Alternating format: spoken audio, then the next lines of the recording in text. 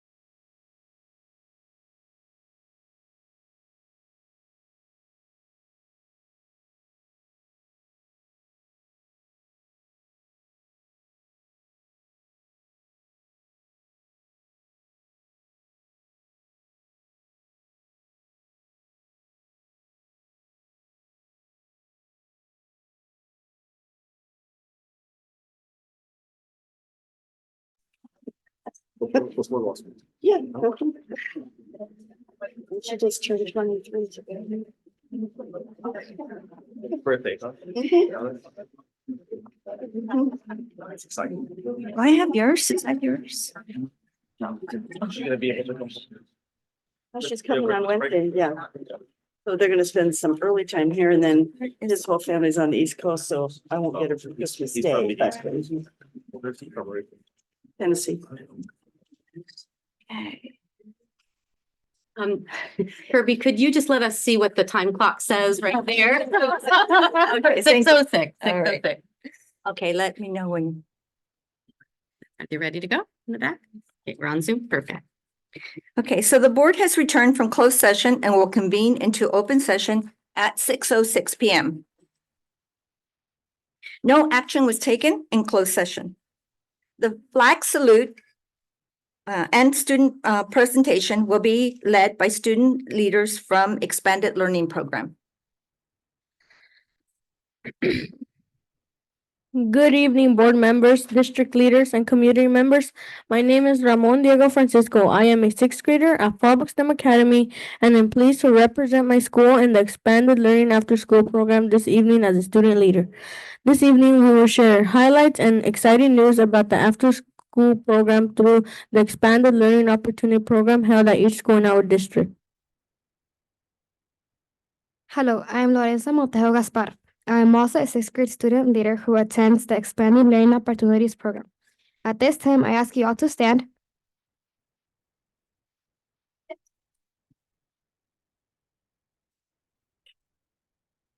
Place your right hand over your heart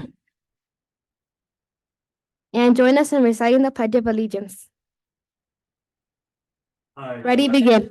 Against to the flag of the United States of America and to the republic for which it stands, one nation under God, indivisible, with liberty and justice for all. Thank you. You may be seated.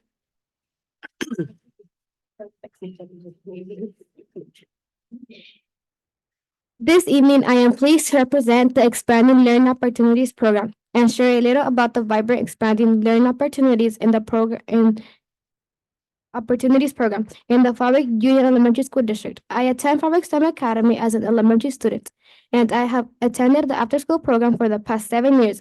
I stay after school because I enjoy being there. I love getting to play games, doing arts and crafts, and spending time with my friends. I also finish my homework and study for tests. I have attended the Fallbrook Union Elementary School District for 8 years. For the last 8 years, I have attended the after-school program. I have participated in kitchenista, soccer, STEM, and art enrichment classes. I really like them because they are so fun and have made so many great memories from times in these classes. This year, we had a space theme for our fall camp, and 140 students in grades TK through 8th grade attended, including our migrant students. We had the opportunity to go inside a planetarium and learn about the constellations. And we even had space-themed cooking lessons where we created constellations with marshmallows and pretzels. In a few weeks, starting on December 18th, we will have the opportunity to go to the winter camp, which is going to be an art-themed camp with watercolor, drama, reader's theater, music, and sculpting classes. Our culminating field trip will be visiting 4 museums at Balboa Park in San Diego. Camp hours have been extended to run from 6:30 a.m. to 4:30 p.m. and will be hosted at La Paloma Elementary. Students enrolled in the after-school program will receive invitations this week. After the New Year, Expanded Learning will host 2 more camps. The first one will be a one-day February camp with a field trip to SeaWorld. And then there will be a spring break camp with several sports camps, including an esports camp and dance classes. Each after-school program will also host a Session 3 showcase where students will share culminating projects and our school will compete in our first ever FUESD after-school esports tournament. Now we will share a video.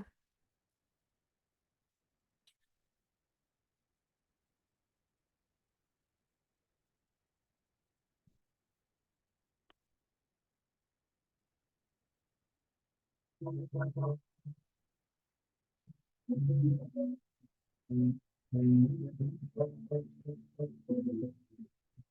Fallbrook Union Elementary School District is excited to share FUESD after school. The FUESD after-school program is here to provide fun and exciting after-school enrichment to the families of Fallbrook through music, STEM, and sports-related learning activities. The program offers 5-day-a-week after-school care for FUESD enrolled students grades transitional K through 8th grade. The program operates every day at every school. Each school offers credentialed teachers as site leaders. This is instrumental in supporting our after-school students and team members. The program includes a super snack, homework support, and academic enrichment activities.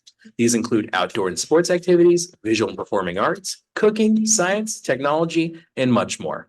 FUESD After School also prioritizes social and emotional learning lessons and counseling support to promote the wellness of every student. Aside from the day-to-day after-school care, the program offers 4 quarterly camps ranging from 1 to 3 days. Each of these camps culminates with a field trip with locations such as Legoland, Sea Life Aquarium, and California State University, San Marcos.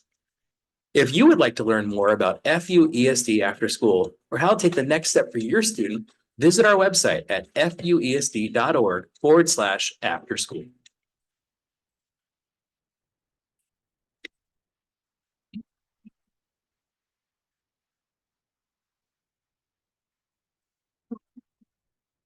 All right, I want to give an award to our 2 students who, who are here tonight. And you're here because you are leaders on campus and you are models for our other students. So we want to just take a minute and honor you. We know you were helping us out, but all over campus, you help other students out and you're a wonderful example for students all across Fallbrook. So congratulations to Lorenzo and Ramon. Congratulations.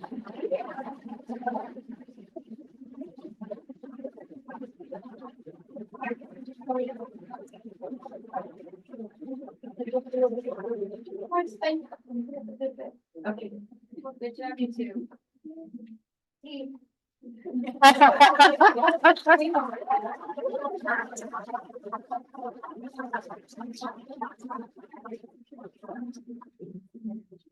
Our parents in the audience, we brought them in.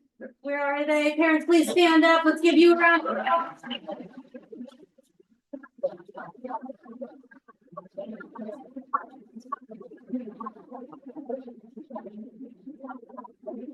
These beautiful kids don't happen by accident. It's because of amazing parents like you and all of our teachers here in this space that bring the excellence to our school. So thank you, parents. Thank you. We appreciate you being here too. Estamos bien agradecidos por su participación esta noche y que nos da a sus niños tan buenos. Y gracias por venir.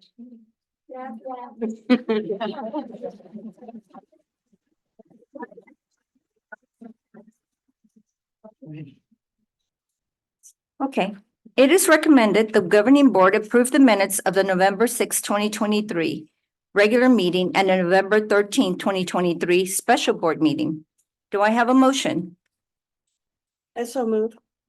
Thank you, Ms. Fitch. I second. Thank you. And I will call for the vote. Thank you, Ms. Sabel. So I will call for the vote and Ms. Fish, Yes. Ms. Sabel. Aye. Ms. Lundin. Aye. Mr. Favela. Aye. And I also vote aye, so motion passes. This is the portion of the meeting where the officers for 2024 are nominated and voted upon. Additionally, the board is asked to approve the minutes scheduled for the next year. I would like to go over the process of how nominations work. Anyone can make a nomination, including self-nominations. Nominations do not require a second. The election of an officer requires majority of those voting. If only one member is nominated for each position, each member will have the opportunity to vote yes or no. If 2 or more members are nominated, the member receiving the majority votes is elected. If there is a tie or no one receives a majority vote, then a second vote must be taken.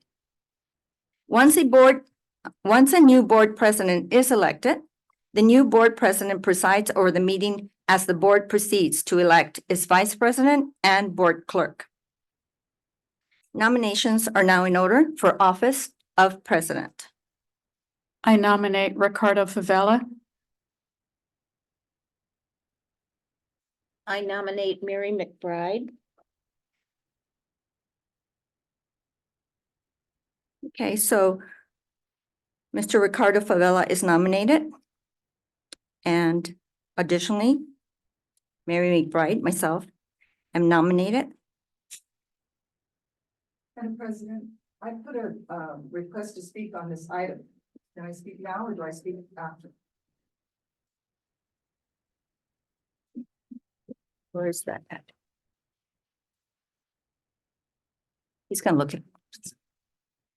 Hearing session happens Right here. after the organizational meeting.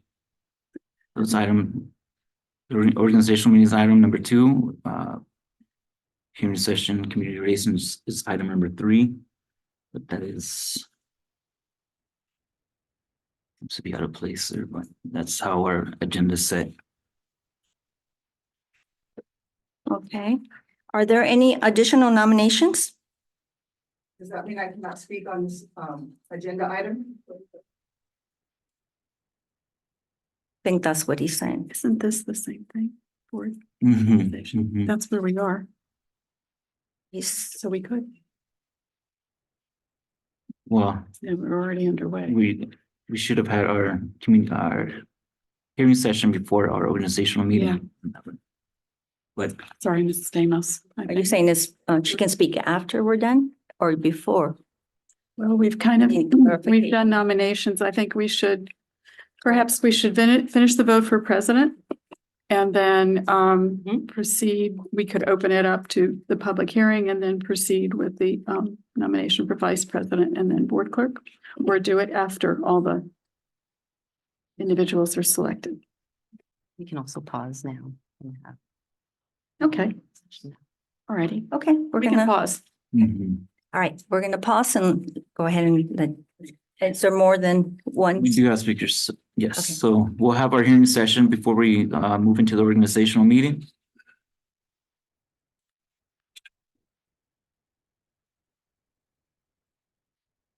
So that brings us to Sarah Bishop.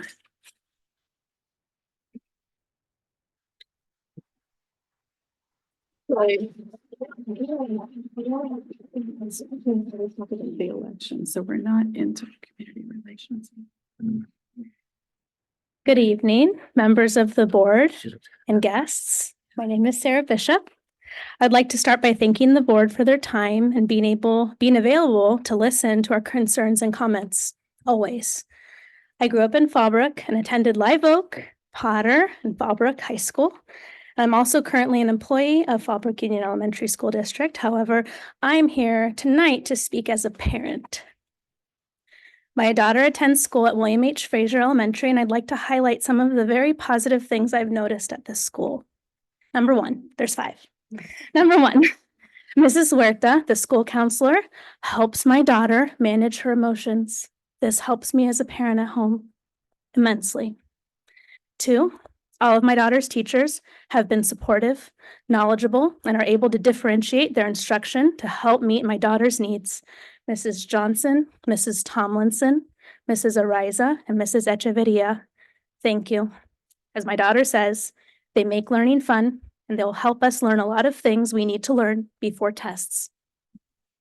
Number 3, the front office staff is friendly, approachable, and know my family by name. Other parents have commented to me about how Miss Leslie knows students and families by name, making them feel welcomed and part of the community at school. Number 4, the PTSA is active and well organized. I'm very grateful for them. Number 5, the PE teacher, Mrs. Pojikas, is organized her schedule to allow for students to play organized sports at recess. I was very surprised to hear my daughter say she was playing basketball because I didn't understand how a group of second graders could organize independently for a game like that. And she said that there are adults there to help facilitate the game, and it really makes recess fun for her. So I love living in this community, and I love raising my children here. Thank you all for your continued support of our classified and certificated staff. They are what make this district excellent.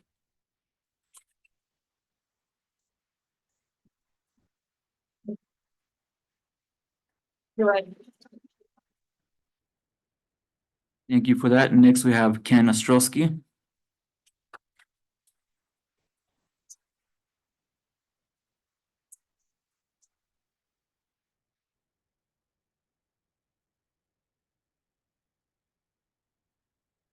Good evening, governing board members, cabinet, teachers, and community members. My name is Ken Ostrowski, and I've taught 5th and 6th grade at La Paloma Elementary School for 24 years. As many of you know, I also serve as co-chair of the Fallbrook Elementary Teachers Association bargaining team. I'm here, along with many of our members, to discuss the current state of negotiations. To begin, I'd like to acknowledge the MOU that was signed by FUESD and FIDA at the direction of the board to pay for the December increase in healthcare premiums for our members. We thank the board. We thank the board and Cindy Martin for their consideration given the approaching holidays. For years, I've told our members that when good, fair agreements are put forth by the district, they will be signed by our bargaining team and recommended for ratification. This is one of the very few times in my 13 years as bargaining chair that I cannot make that recommendation. FUESD's proposals are simply not good enough. 24 years ago, with a new baby daughter and as a sought-after intern, I had a choice of 4 school districts to work for. I chose Fallbrook. What stood out to me was that it had the highest pay compared to Temecula, Murrieta, and Lake Elsinore, the other 3 districts that wanted to hire me at the time, as well as having fully employer-paid health care. Sadly, that is no longer the case. Fallbrook has fallen behind all of those districts when it comes to maximum pay and compensating its employees. A number of our teachers who live to our north have left FUESD to teach in these districts, despite starting their careers in Fallbrook because of the shorter drive times and most significantly, the higher pay. I've attached the relevant information to the packet that I gave you. These districts where housing is less expensive and higher paying are your competition, not a district down in South Bay that no one would drive to. Fallbrook simply must do better if it is going to attract and, most importantly, retain the very best educators for our district. FUESD can do significantly better than what it is currently offering. FUESD has a long history of underprojecting its revenues, and I've also attached FUESD's budget projections versus the actual revenues it received going back to 2004. Additionally, I've attached FUESD's projections of spending down budget reserves that instead of shrinking, in fact, actually grow each year, now reaching $18.5 million. In closing, FIDA looks forward to signing an agreement that we believe compensates teachers appropriately in the current economic climate. Thank you very much for your time this evening.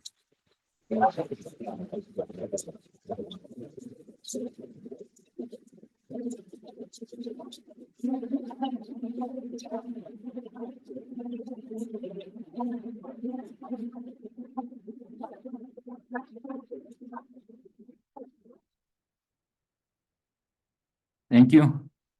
And next we have Leticia Maldonado Stamos.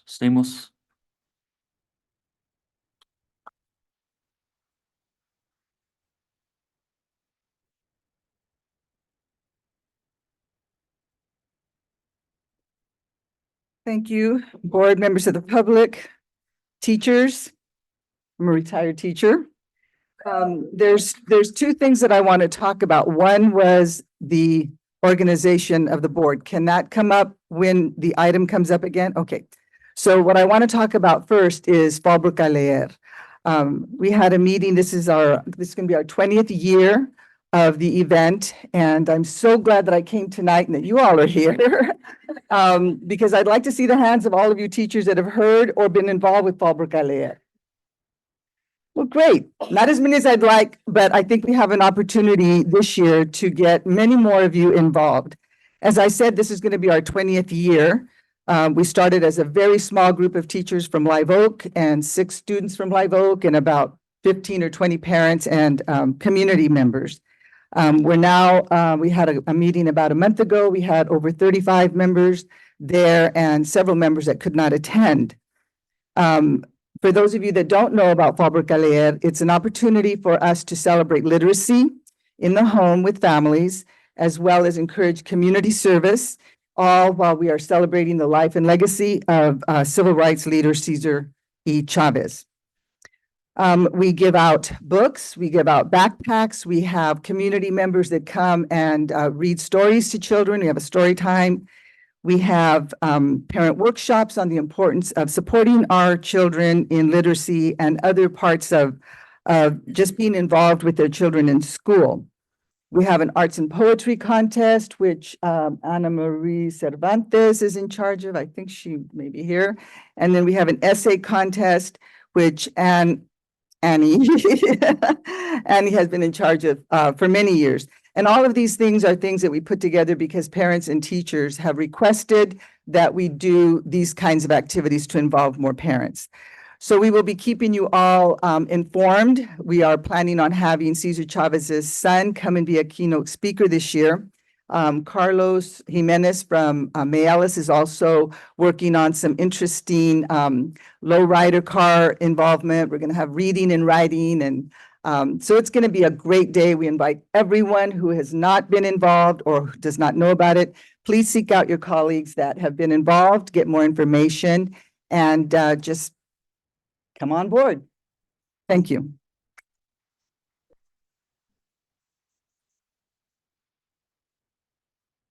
Hold on, don't. We're jumping into the next issue next. So we'll continue with the organizational meeting section. Which is Very good. Thank you. Okay, in 2019, this school district underwent a radical change in how leaders were identified, elected, and selected. We had a board majority that sat right there who believed and publicly stated that the Latino community could not produce a qualified candidate. The arrogance and the ignorance was a shame to behold.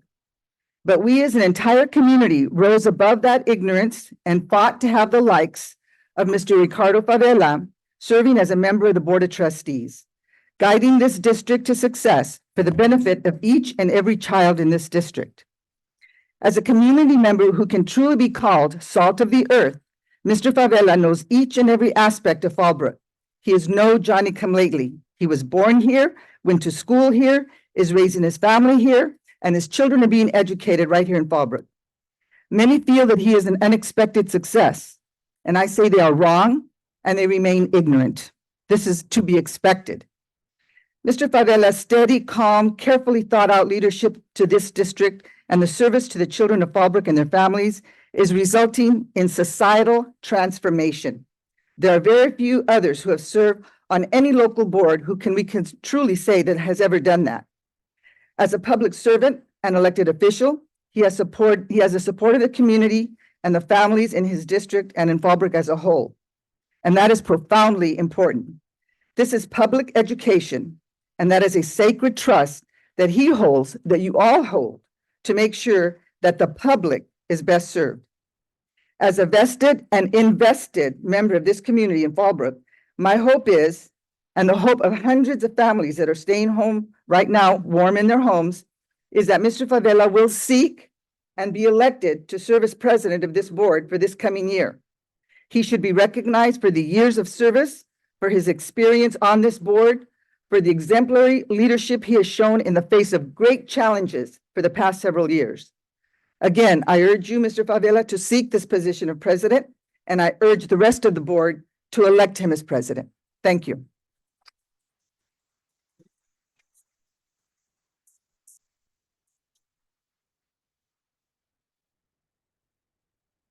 Thank you for that, and that concludes our hearings. Okay, thank you. So with no additional nominations, hearing no further nominations, the nominations for the office of president are closed. I will now take a vote. So, Mr. Favela, Vote for myself, Ricardo. and Ms. Lundin, Mr. Favela. and Ms. Sebel, Mr. Favela. and Ms. Fish. Mr. Favela. And I vote for myself, so it's unanimous. Mr. Favela, you are now president.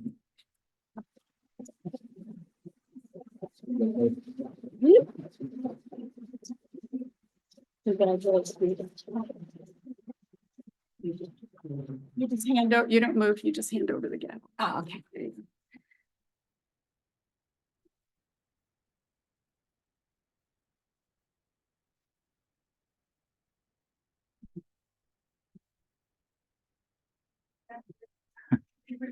go. Thank you so much.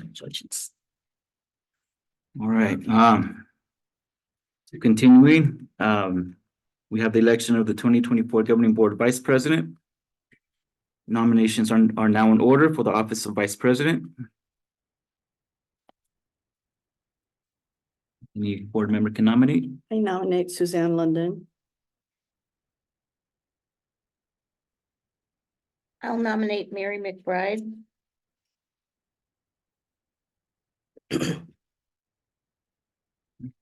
Any other nominations? Nominations are closed.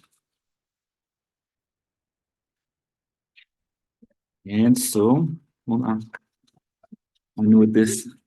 If no additional nominations, here are no further nominations. Nominations for the office of Vice President are closed, and I will now call for votes. And we will start from that end. Mrs. Suzanne Fish? London. Mary McBride. Suzanne Lundin. I'm sorry, I didn't hear you. I'll vote. Mary McBride. And I vote for Suzanne Lundin as well. So that makes Suzanne Lundin our Vice President.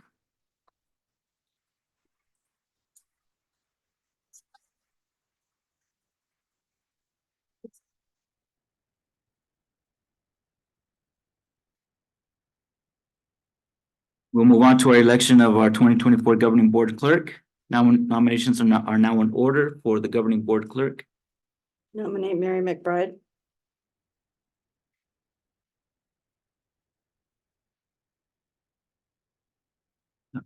I'll nominate Ms. Fish.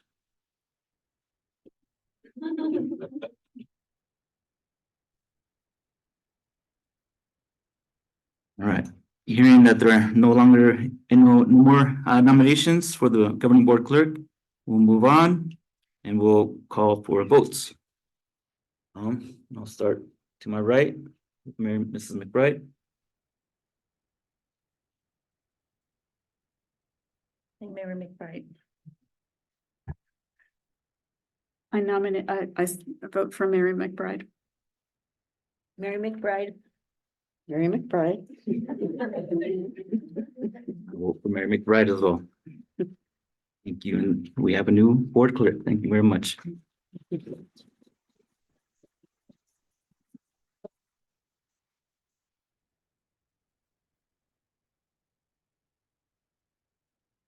All right, so let's continue with our reports. We did accommodate the hearing session before our organizational meeting. So that means we're going to continue. Oh, the governing board schedule. Okay. All right.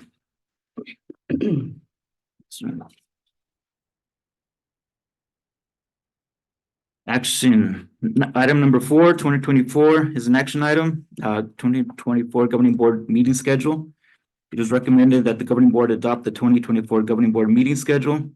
Do I have a motion? I so move. Do I have any second? I second. Any comments? I just wanted to point out for the public that our board meeting dates are changing.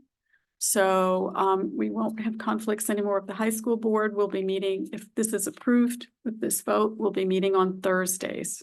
So do check our website so you can see what the calendar will be, because we'd love to have you come.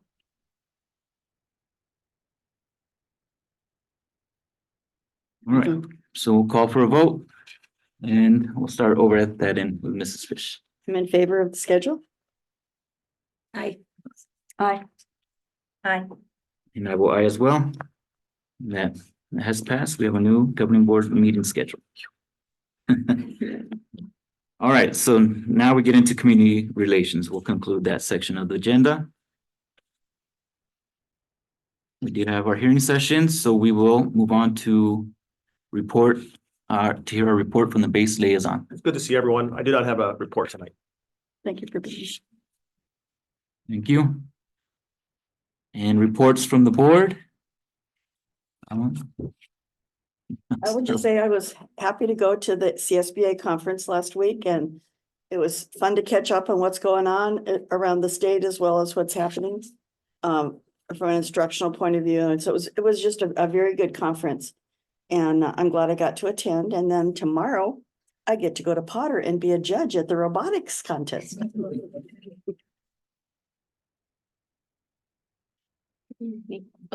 I just want to say thank you to our veterans for your service. The Veterans Day Parade was awesome.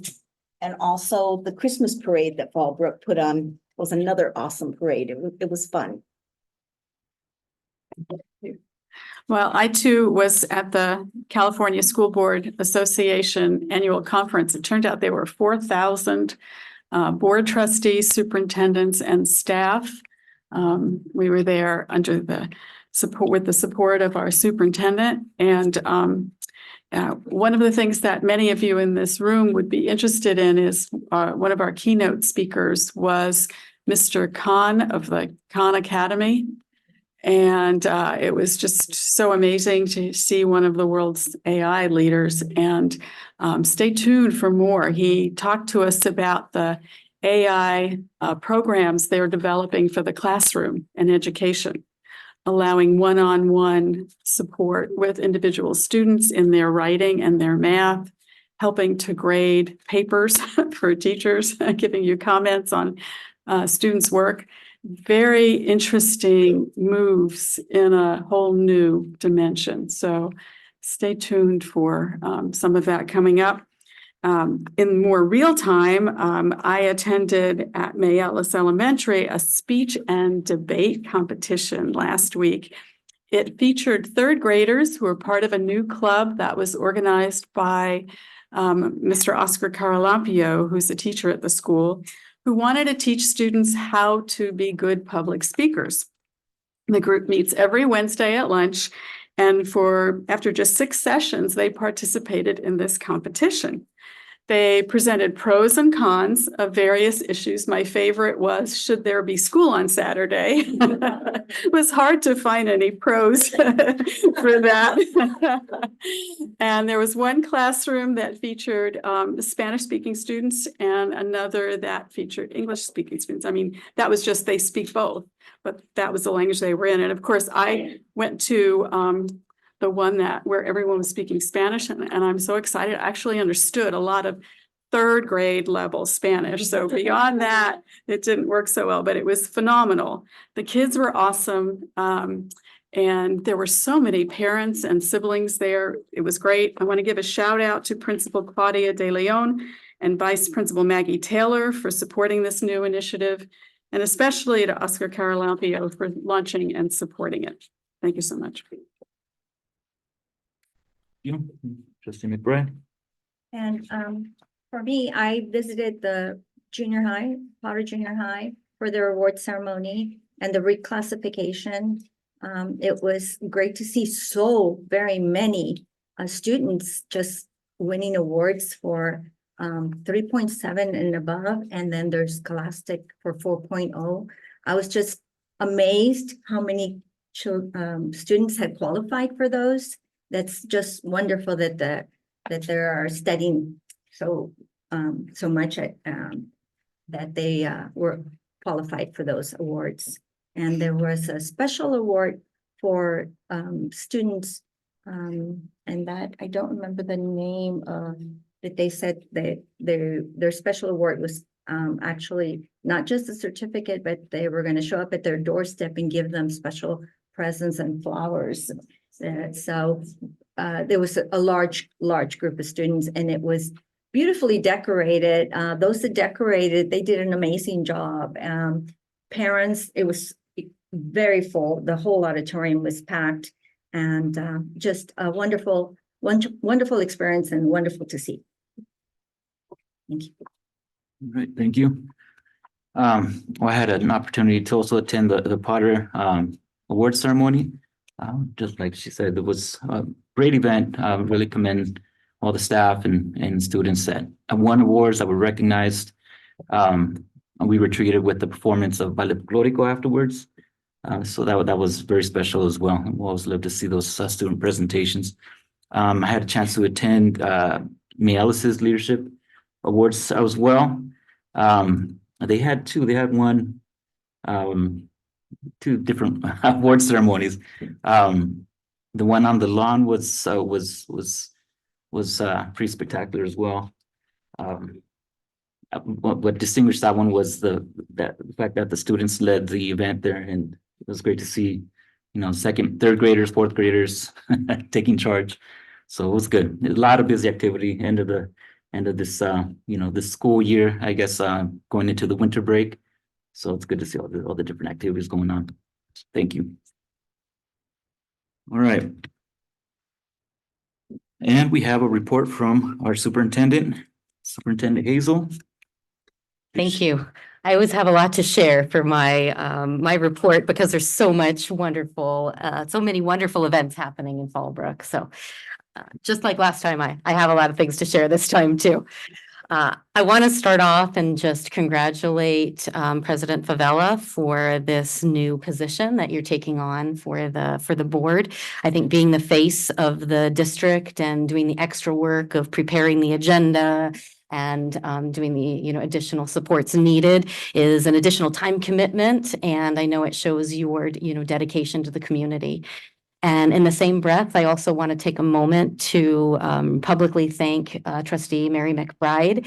She stepped in when our board president stepped down from the role. And it wasn't a role that you were immediately, that you were looking to take, but it opened up for you and you stepped right in, and you put in so many extra hours to be prepared for our board meetings and to make them run smoothly. And so I just really want to take an opportunity to, congratulate both of you and thank both of you for your additional commitments to Fallbrook. So thank you. So I had an opportunity to go to a lot of places. So I went to the Marine Corps birthday, which was an amazing celebration, and it was on Camp Pendleton, and I got to participate with that. And so thank you so much for the invitation. I really appreciate being part of the military community, and they've been very welcoming and lots of invitations. So thank you. That was a wonderful opportunity. I also had a chance to go to the CSBA conference with our board trustees. And for teachers, if you like formative computer program, Suzanne was talking about a program, it's called Conmigo. And it's artificial intelligence that will do writing assessments, or assignments. So, you've got 30 kids in your classroom and they begin to write on the computer, and the artificial intelligence in Conmigo starts coaching them. Like, they know it's a third grade student. They know what you want. It needs to be an argumentative essay. And it coaches you on, oh, you should add a little bit of a, more interesting introduction. You should. So while we've been thinking about AI as sort of our competition, like for kids cheating, Saul Khan showed us this whole other way of looking at artificial intelligence. And I was just blown away. And I emailed a couple of teachers in the audience right there. Ken in the background, I think you're my first person that I emailed. I said, oh my gosh, you're going to love this. And so I can't wait for some of you to try it out and see how it works, but really exciting to see some of those transformations. And while I love to be at sessions like that, being away from Fallbrook is hard for me. I was away for the week of Thanksgiving and then away the whole week at CSBA, and my heart is really in the classrooms. And so immediately when I got back from our CSBA conference, I had an opportunity to visit 5 of our schools and with Dr. Husing. And really that's where my heart is, because we've got an amazing teaching staff and brilliant children in Fallbrook. And I get to see that every day. And I feel so fortunate and humbled to be able to lead this district. I don't know if all of you are going to stay throughout the entire meeting. If you don't stay for my presentation, which is coming up about our test scores, we're highlighting the gains that we've already made in a short period of time. And so I just wanted to thank all of our teachers in a very short period of time. We've already increased some grade levels all the way up to 12% in reading and math. And so that's because of everyone here in the audience. And I get to see it every day. And I'm just really proud of all of our teachers and all of our students. So I'm going to leave it at that. I did go to Potter and some other places, but we already talked about them. So thank you so much. Thank you. Moving on to item number 4, board operations. We have an action item to update our board bylaw. It is recommended that the governing board approve board bylaw 9320 meetings and notices. Do I have a motion? I move we approve it. Ms. Fish, trustee Fish motions, trustee McBride seconds. Any comments? I think what this board, what this does is make a correction or updates the policy. Previously it was mentioned that our board meetings would occur on Mondays. And now it just mentions that it would occur on certain, any days that is designated. So that's the update there. I need a vote. So I'll call for a vote. Trustee Fish, Aye. trustee Sabal, Aye. trustee Landine, Aye. trustee McBride. Aye. And I vote aye. So that motion, that action passes. All right, next we have a presentation, CASP and student performance overview. Our superintendent Monica Hazel and Dr. Kimberly Hussein, Tab Bustani and Principal Patty Parson will present an update to the board on the 2022-2023 CASP, ELA, and math results, STAR 360 progress, as well as next actions for the 2023-2024 school year.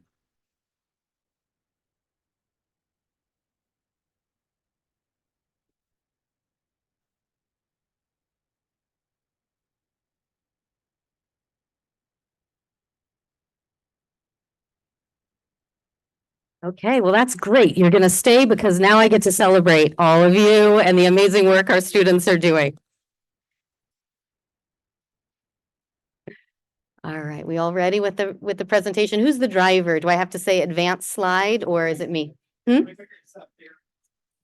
Ah, excellent. Okay. All right. So good evening and thank you so much for joining me in this very crucial conversation about the future of our children. What I want to begin by saying is that public education is a promise.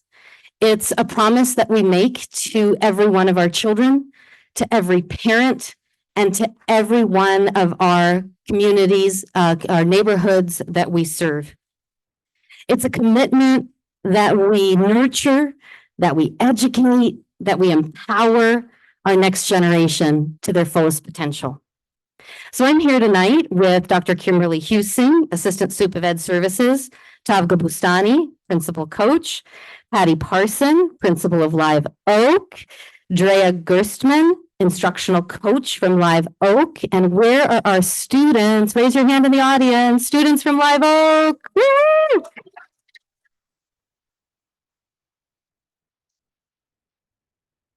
Thank you. They're going to help me tell the story about goal setting and achievement in Fallbrook. So we had a recent special board meeting where we all got together as board members and we talked about our why. You know, why are we doing this work? Why did I choose this as my career as a superintendent? And each board member had an opportunity to talk about why did they choose? Like, what is their why? Why did they choose to serve this beautiful district? And what do they believe about their role? And what do they believe about children? And when we all got together, these were the 3 things that we all unanimously agreed upon. There's many things as board members that maybe we don't agree upon, But these were three things that we all agree upon. And I think that what I want you to know is that these are our guiding principles. And so as we come together tonight as a new board, it's important for us to always be thinking about how what we do and how we do it is aligned with these three core beliefs. Number one, we believe in the potential of every single student that we serve. Everyone. We hold a steadfast belief that every one of our children can be successful, and that belief fuels our dedication and it really guides our actions. So everyone that's sitting in front of you today has a deep belief in every one of our children. The next one is commitment to equal opportunity. So we're committed to providing equal opportunities for all students, but we don't just mean equal access. We also mean tailored support and resources for our students based on their individual needs, ensuring that every child gets what they need to be successful. And the last one that we all agree upon is the importance of reading. Reading proficiency is the key to our children's success. We know that it's a cornerstone of learning, and it's also a critical indicator of future success. And our focus as a board is unwavering in this area because we feel like it opens the doors to endless possibilities for our children. So as we delve into this presentation tonight, let's keep those guiding principles in mind, reflecting on how our strategies and actions align with this vision, because I believe wholeheartedly that working together, we can fulfill our promise of public education and turn our vision into a reality. Our agenda tonight covers an analysis of the spring state ELA and math CASP results, our 22-23 progress to date based on our STAR 360 data, and then a comprehensive overview of our focused action plan that includes all of our principals, teachers, and our students. And I'm going to ask Dr. Kimberly Husing to come on up and address last year's data.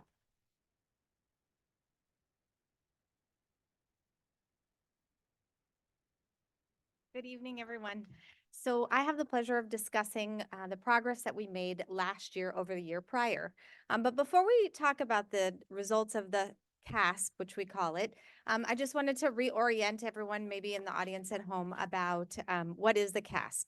It's a one-time-a-year assessment that covers the standards for the entire year given to grades 3rd through 8th in our district, and it is in ELA and math we're going to be talking about, so English, language arts, and math. We have some requirements. 95% of our students have to take the assessment. And then some of our students take additional or alternative assessments. So for example, our English learners take the LPAC. And then some of our students who are receiving special education take the alternative assessment, but that would be determined on their IEP based on their specific needs. But more specifically, what does the CASP look like for students? It's pretty comprehensive. They take it on a computer. It's also computer adaptive. There's 2 parts. There's multiple choice in both English, language arts, and math. And then there are, it's a performance task. So the multiple choice isn't the standard multiple choice that we might remember from school and filling in one little question on a Scantron. They're very complexly written.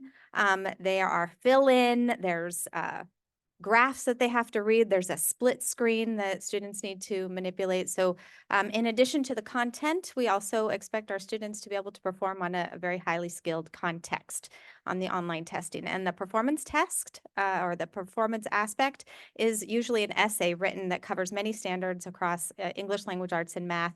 And you can imagine writing about math comprehension skills. So it's very it's a rigorous assessment, and so we are aligning our instruction to those rigorous expectations. But I just wanted to take the time to orient about the assessment. So here are our public results, and I'm sharing that they are public. They are live now. They were released by the state to parents in August. Parents received notification that they could go on their students' portal and see their own students' scores. And then the state released the district assessments to us in November in a formal way, although we had draft results that we could make goals on this year. And also, the state is going to release the dashboard in just a couple of days on December 15th.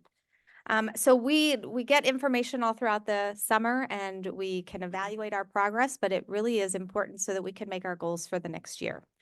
So what you're seeing is performance of our students. I'll orient you as well. The state usually or does put together meeting and exceeding for a pass. And then if it's not meeting or exceeding, then it's nearly met, but that's considered a not pass. And below standard is also a not pass. So in our district, to the left is English language arts, and we have 47.5% of our students who are meeting and exceeding this assessment, the standards on this assessment. It could be commonly thought that, okay, well then the other students who are not in that 47 are not reading and writing. That's not accurate. It's just on this assessment, they aren't meeting or exceeding the standards on this assessment. Same can be said in math. 35.8% of our students are meeting and exceeding, and that's the graph to the right. And so now that we know that those are our scores, the important thing is that we know what to do with them. But I'm going to take you a little bit deeper as we build our understanding about how our students performed with a comparative analysis between the year prior and then last spring in 2023. So just orient you to this slide. This is a comparison over the 2 years. Across the top, we have English language arts on the left and math on the right. And then we have the grades, and the grades tested in our district are 3rd, 4th, 5th, 6th, 7th, and 8th. Then I have the 22 scores and then the 23 scores, the same for math. So we can take a look at some trends. Just like to highlight an overall strength in 3rd grade. That grade made gains year over year in English, language arts, and math. And if we go back to, is there a 3rd grade teacher in the house? We know where those students came in after the pandemic. And I'll reference you then to the students in the upper grades who I would offer for your consideration, had lost the most challenging years of their instruction due to the pandemic. And none of us in this room and myself individually don't take that as a reason for students not being successful, although we do need to understand where our students are and what the job is ahead of us. Some other highlights I'd like to share is we do have an overall modest gain in math.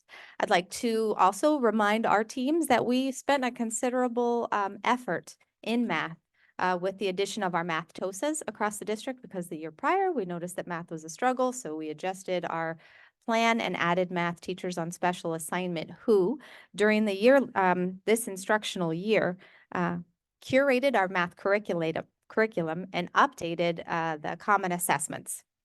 They also did a needs assessment in math, and then we organized to purchase math manipulatives for every classroom, and then give time for training and implementation of those math manipulatives. And most recently at Fraser, any Fraser teachers in the house, every single teacher that we visited were using math manipulatives, and one was doing adding of fractions, and they were using Play-Doh to organize that. It was just amazing, perfect use of Play-Doh in all the classrooms. Also, we refocused our rigor and just made sure that we were teaching to the standards. And there are a lot of materials available to teachers. And so we have to really be discriminatory to make sure that we are teaching to the exact rigor. And that's something we just have to refocus on. And that's what the Math TOSAs helped us do last year. And so we saw modest gain, and I would say it will help us this year grow on that gain. In English language arts, we did see an overall dip, right, with a 2% less of our students meeting or exceeding in expectations. And I'll say that's something that we'll take in consideration as we move forward this year. Diving a little deeper, this graph shows a student group comparison. And so when we're looking at our assessments, we're looking overall, but we also want to look at our student populations. So if you're looking closely here, and we'll look at the math where we know we put the greatest effort last year, I think a real strength is that students with disabilities, our military connected students, our Hispanic students, and our white students all made growth in math. And some of that growth was quite significant.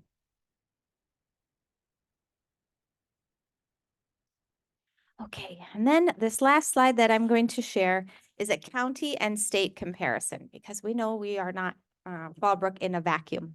And so when I look at this information and you see San Diego County and then Fallbrook and then the state of California and the scores of ELA and math, I think it shows a picture that we are similarly situated in our community and across the state, understanding the challenges that our students have.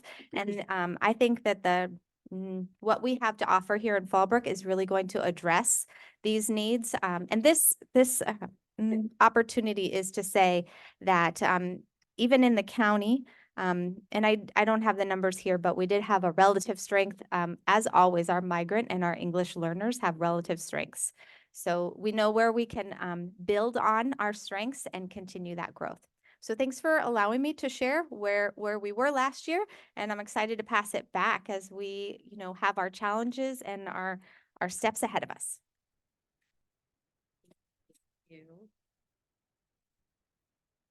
All right, so I think looking at our data from last year, we recognize when we compare it to our LCAP goals that we haven't yet made our goals, but our 3-year goals that were set out for us. But the year's not over, and we still have 101 days to do it. And I believe in my core that we're going to be able to meet the goals that were set 3 years ago before I arrived. I truly do. Because it's within our reach, because of our brilliant children and our very focused teachers and the work that we have ahead. And it's also because of the support of every one of our support staff. We know that our support staff are a big contributor to the success of our children as well, in addition to our teaching staff.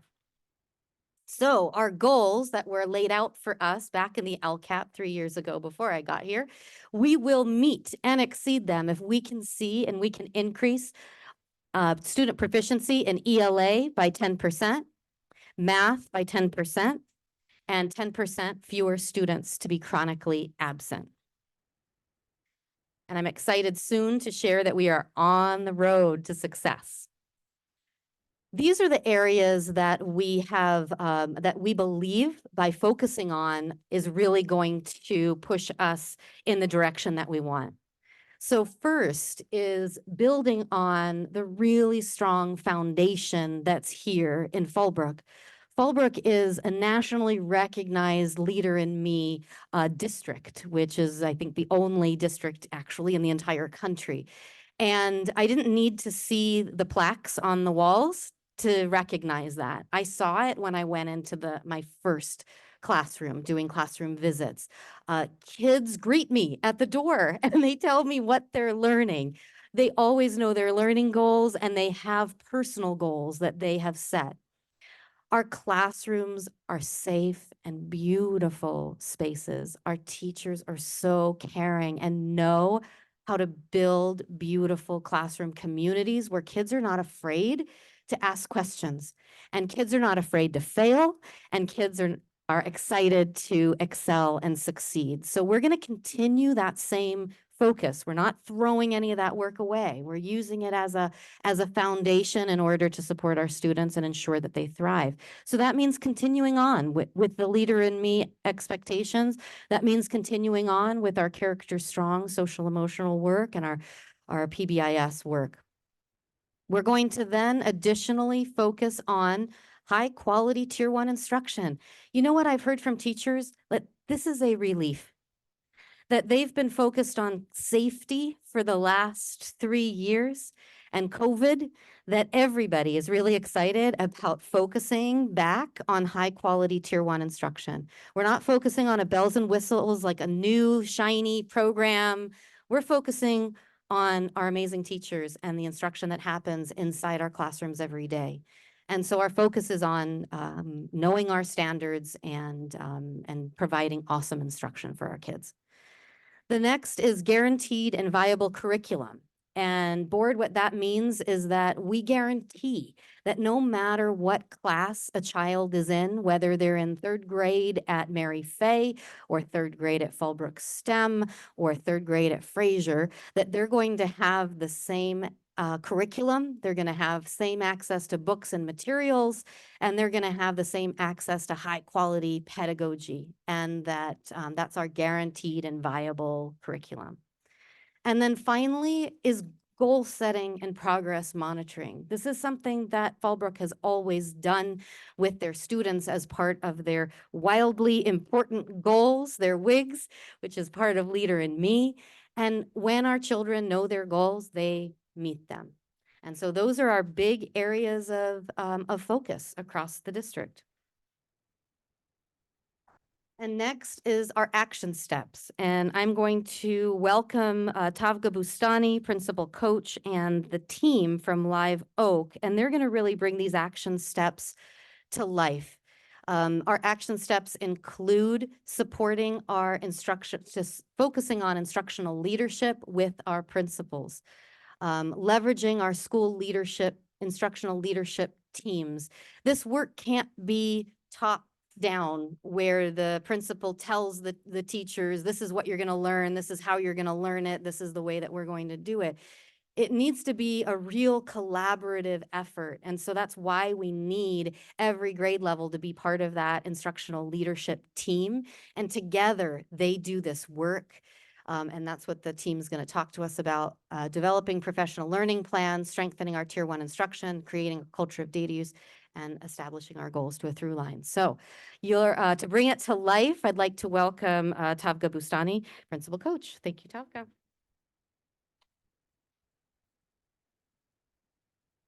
Thank you, Superintendent Hazel and Board Trustees. It's a true honor and a privilege to be here this evening to narrate the amazing work and the actions we've taken alongside our dedicated, fabulous teachers who are supporting children every day and our amazing leaders who are there supporting our teachers. This work cannot be done without you and your leadership and support. It's an honor to be here. So we have taken action in response to our data.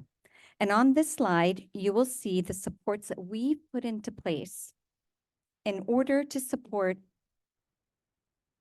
our leaders at school sites. So we've invested on supporting our leaders to become the true instructional leaders that they in their hearts know and want to be. So what we've done is, first and foremost, our assistant superintendent and our superintendent walk through classrooms almost every day, visiting schools and to monitor whether or not children are learning in classrooms side by side with our principals, sitting next to children, asking them, what are you learning? Why are you learning it? How do you know you're learning it? The next thing that we've done is that I provide, and that's my role, principal on special assignment, I have the distinct honor and pleasure of being at school sites every 2 weeks with every principal. We walk through classrooms, we sit alongside students, we collaborate with teachers, and we build on their strengths to determine next steps. So I'm there on a regular basis and I provide job embedded coaching, and I take that to heart, and I find great honor and pride in doing that. The next step that we've taken is Breakthrough Coach. Our principals and their assistants have attended Breakthrough Coach. It's a wonderful training where we learn strategies to prioritize instruction. So our administrative assistants are equipped now with tools to protect principals' time in classrooms, because we know how busy they are, but we know the importance of them being in classrooms. We've provided that training to every assistant, administrative assistant, and principal. And finally, principal and assistant principal learning. We meet on a monthly basis and we learn strategies on how to improve tier 1 instruction. We define rigor. We actually look at standards and we say, what does this standard mean in a classroom when delivered to students every day? We watch videos of our amazing teachers in action, and we think about how do we replicate those teaching practices across all of our classrooms. The next high impact action step is investing and leveraging in our site instructional leadership teams. As Superintendent Hazel mentioned, we cannot improve outcomes for children alone. We need our teams. And our teams are focused on school improvement, They are developing professional learning plans, which I'll speak to. We are meeting with every single site leadership team. Members of this team are here in the audience with us today, and we're developing a school-wide plan tailored to the needs of their students. And we're honoring the voices of our leaders and our site leaders in the development of that plan. In addition, we are identifying, as part of our site leadership teams, they're actually looking at data and they're identifying pockets of need.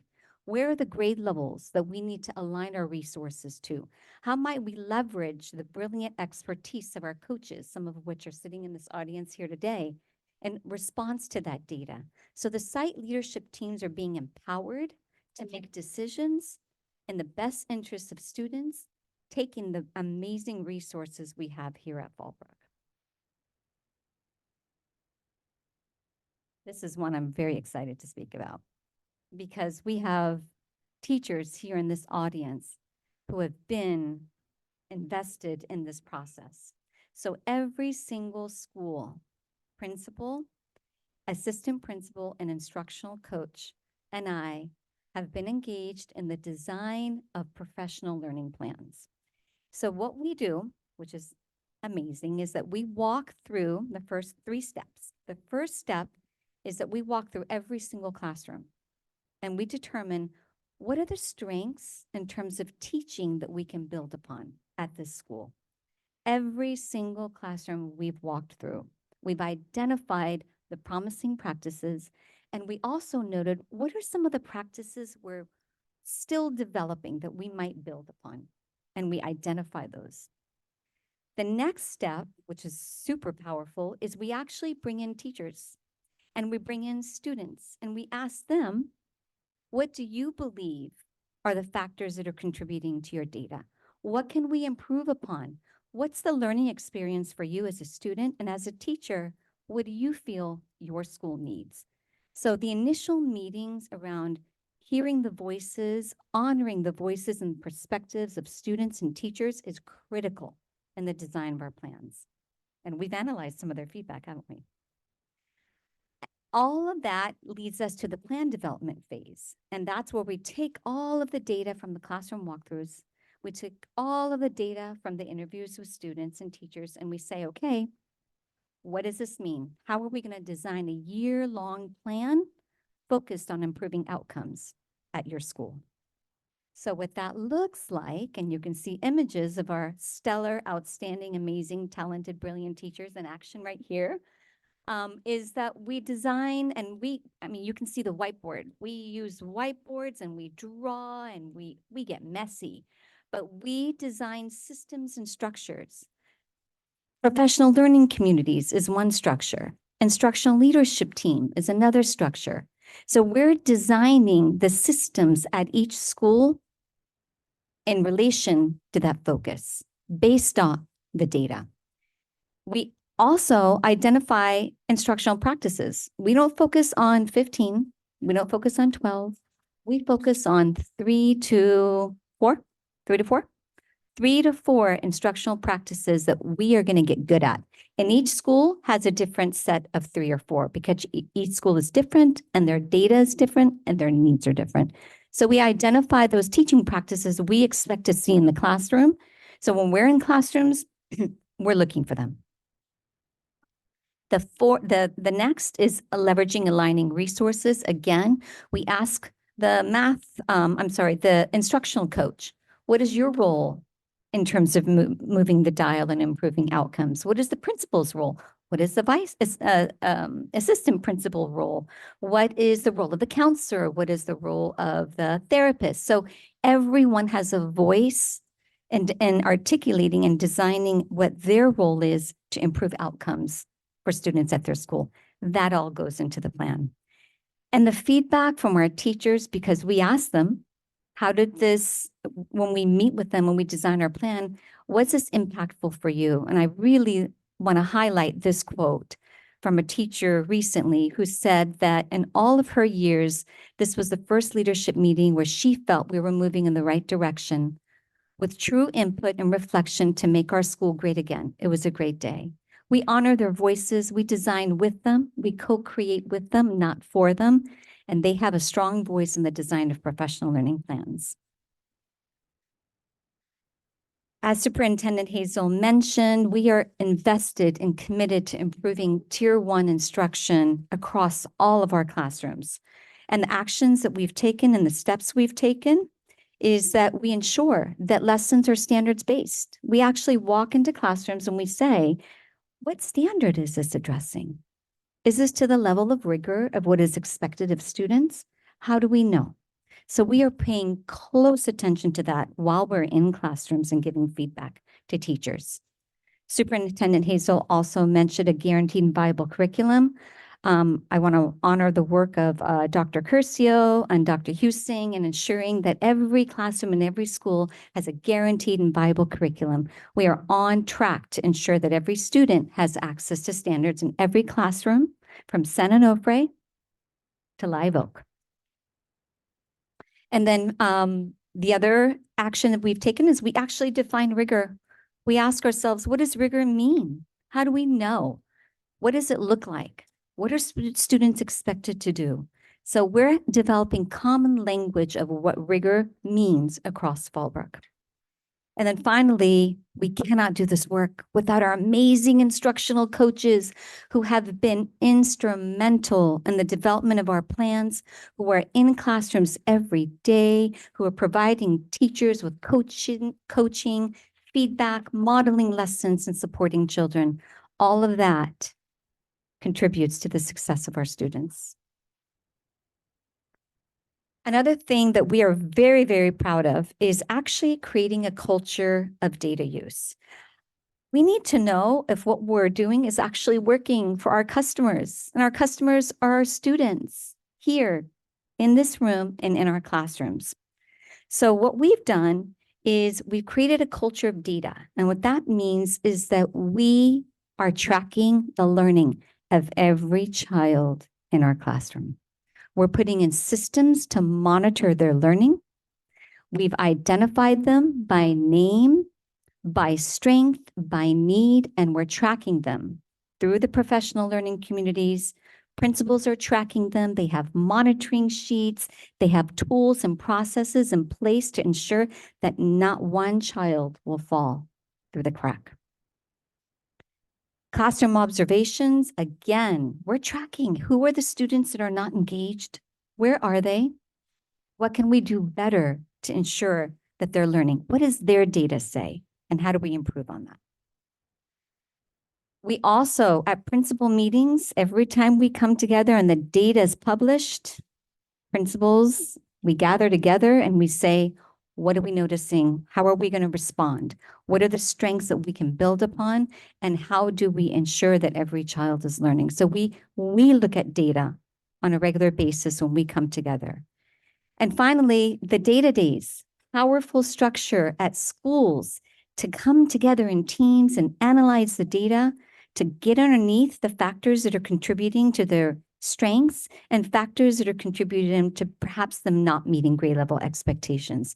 Site teams are engaged in data days 3 times a year. Such a powerful structure to ensure that we are monitoring at the student level. And then finally, we actually brought life to 10-10-10. We've heard you. You've said, Papa, what does 10-10-10 actually mean? Well, our teachers and our amazing principals have actually deconstructed 10-10-10, and they've looked at from the district level, what does that mean for a school? What goals are schools setting? And then what's even more powerful is you have taken the goals for schools and you've established goals for grade levels and then goals for class. And at the heart of our circle, we have goal setting for students. Building upon the leader in me that you have here, we have goal setting. And today or this evening, goal setting is going to come to life with the amazing work that Principal Parson and our amazing coach, Mrs. Gertzman, has put into place. So it's a true honor and a privilege to hand over to them to hear what goal setting actually looks like in action. Thank you.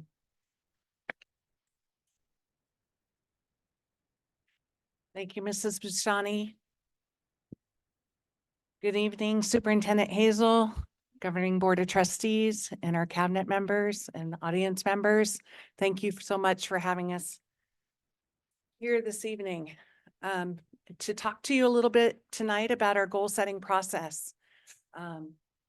We've come a long way at Live Oak and we've done a lot of work thus far, and we want to share that with you as far as our rationale goes, the processes that we went through to get to our goal setting.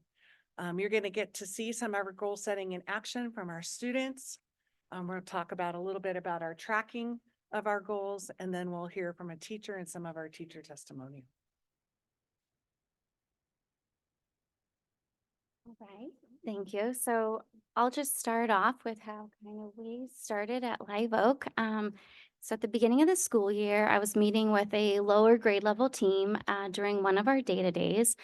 And we were talking about the 10-10-10 goal and how there was this new urgency on campus. And it was a lower grade, so they are not a testing grade. And the question came up, what is our academic standing? Where are we at, according to CASP? And so I looked it up on my computer.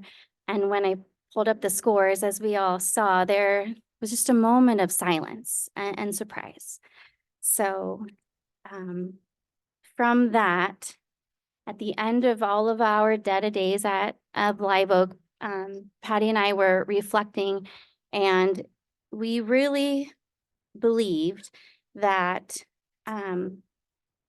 we recognized a need to raise awareness and a collective ownership of students' progress and their success.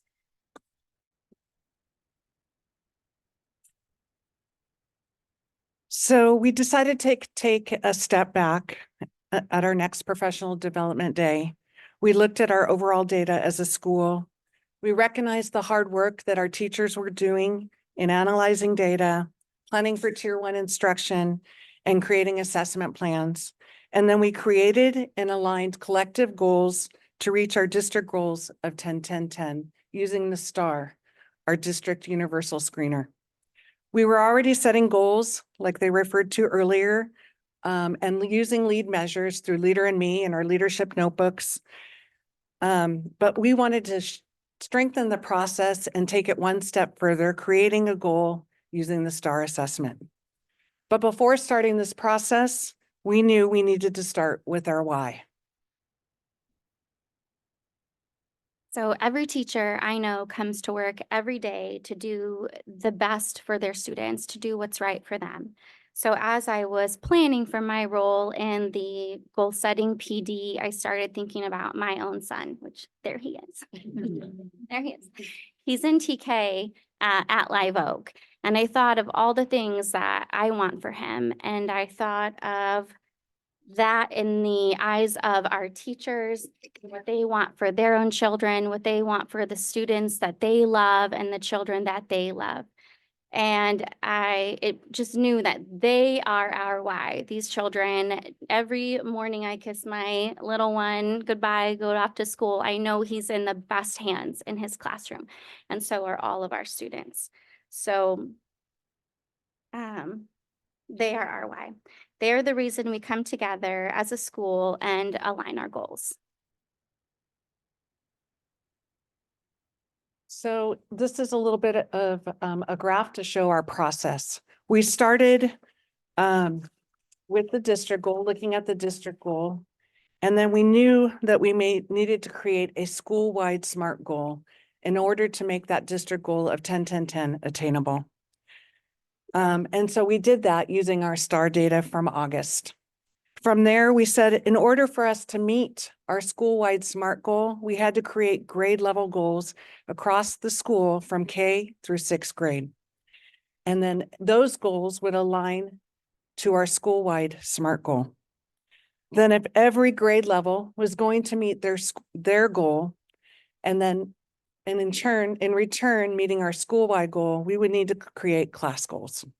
So using the STAR, we created class goals that aligned to our grade level goals. And lastly, we knew we had to take it to the student level because without the students and them setting goals and meeting those goals, we would not be able to achieve our class goals, which in return would meet our grade level goals and so on and so forth. This is how we aligned our goals to have collective ownership of our students' success with all our K through 6 students. And recently, we just finished goal setting with individual students in grades K through 6 and our teachers and going through that process. And we're going to share that with you tonight. So, as Patty mentioned, teachers were already setting goals with their students. The lower grades, they were focused on letter recognition or letter sounds, sight words, and the upper grades were setting goals in multiplication facts, books read, and AR points. So, this was just an adjustment to then align these student goals to our new school-wide goal. So every teacher met with each student individually to set their STAR reading and math goal. And Patty Topka and I and Ms. Schaefer organized a little template for the teacher to use during the goal setting interview. And so we have a clip of Ms. Schaefer having a goal setting interview with her student. Okay. All right. So we are going to work on our reading and our math goals today. So to start us off, we've kind of talked about goal setting and the importance of goals in the beginning of the year, but I want to just go over why do you think goals are important? I think goals are important because it gives you like an idea of what you want to achieve throughout the year. Mm-hmm. Yeah. What about not just in school, but in life? Because when you like, for example, if you're trying to get like a degree or something, you gotta set goals to get like higher and higher and higher until you finally get that certain degree or like that certain level that you're looking for. That you're looking for. Good. All right. So do you remember when we set goals at the beginning of the year with our STAR scores? Yeah. Yes. Okay. So I'm going to look at those really quick. We're going to look at what we said in August. It was in August. So we're going to start with reading. So it said, based on your score, you wanted to increase your STAR reading score from a 5.2 GE to a 6.2. And then we said this by the end of the year. So one whole year's growth by the end of the year. So we are going to go over your latest data. So what we just got when we took the test recently. So here are August scores. Now we're going to look at Monday's score. So down here, you can see our first test. Wait. Our first test in reading, making sure this is the reading one. Yes. First test in reading, we had a scale score, 1035. And then when you retook it this time, you had, do you remember what we said it was? 6.6. 6.6. So you actually exceeded what your original goal was already. So we are going to put Andrew that please here. Your scale score right here. I want you to put that 1082 right there. And then we're going to put that GE that you said.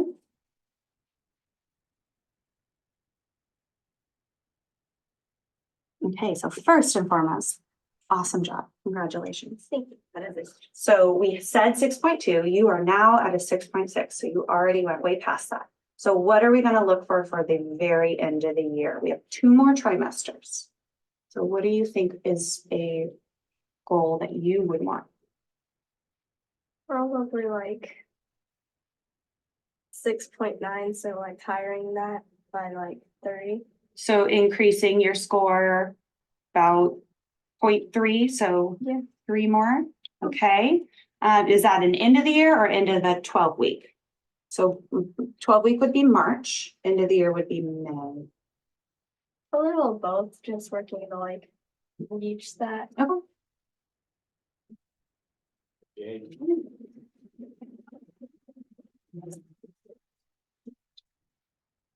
So thank you to Faith, who was in the interview with Miss Schaefer, student. And tonight we have students here who would love to share their goals with you.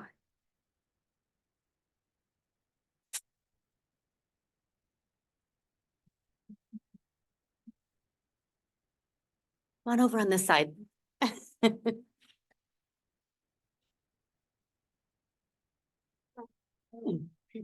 My name is Carly.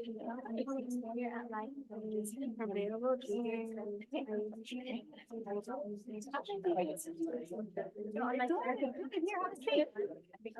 Yeah, right over here.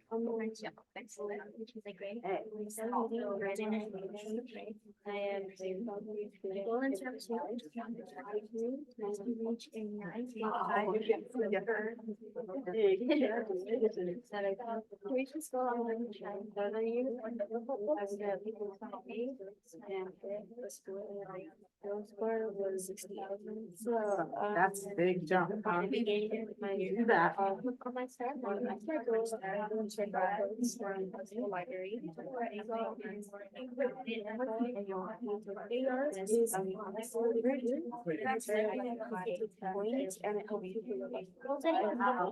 Okay.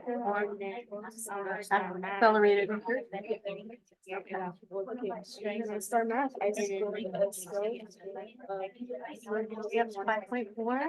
Wow, you're good at math, aren't you? I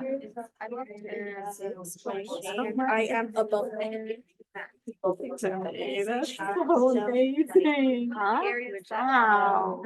You are a math star, aren't you? And my reading is to my page skills by practicing my skills in front of my Okay, so you're already using that. Like learning about that. Yes. Yes. That's enough. It's like for my English focused on that. Yeah. So tell me about a buddy. So what are your strengths in literacy?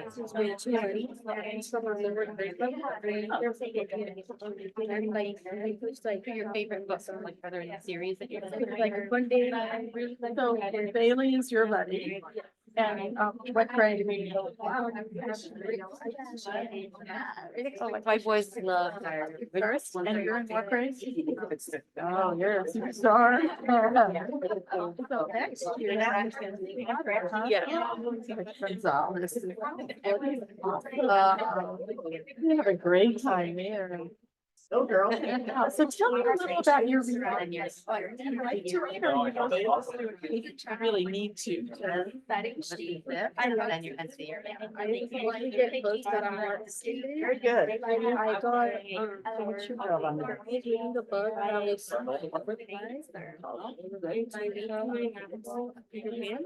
and it was and your I got 13. The library? Yeah. From 30 degrees and rainy and. It's not tempting. North Say, I'm almost kind of. Superstar, right? And Okay.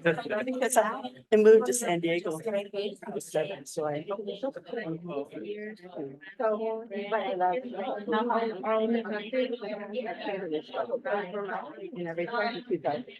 are you gonna get those goals?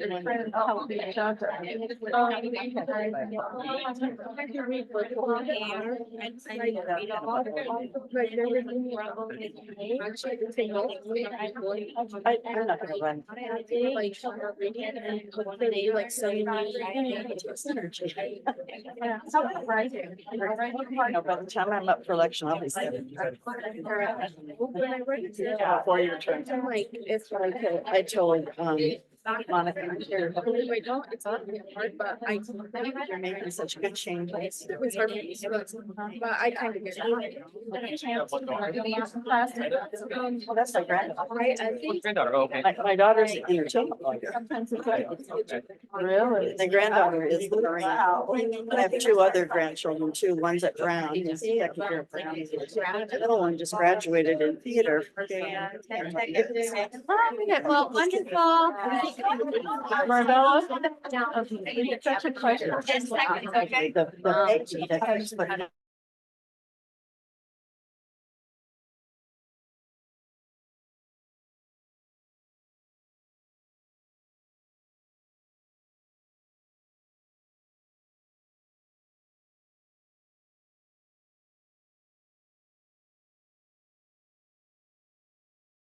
Students, a great big round of applause.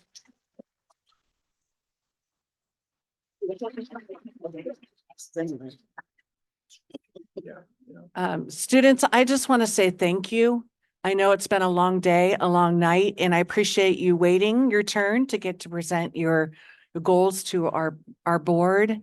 But most of all, I want to say thank you to our parents who came out this evening and brought them here. Without you and your support and the things that you do to help us and guide us at home with your students, this would not be possible. So thank you again. And yes, you can go home and have dinner and get some homework done and rest, and we'll see you tomorrow. Yeah.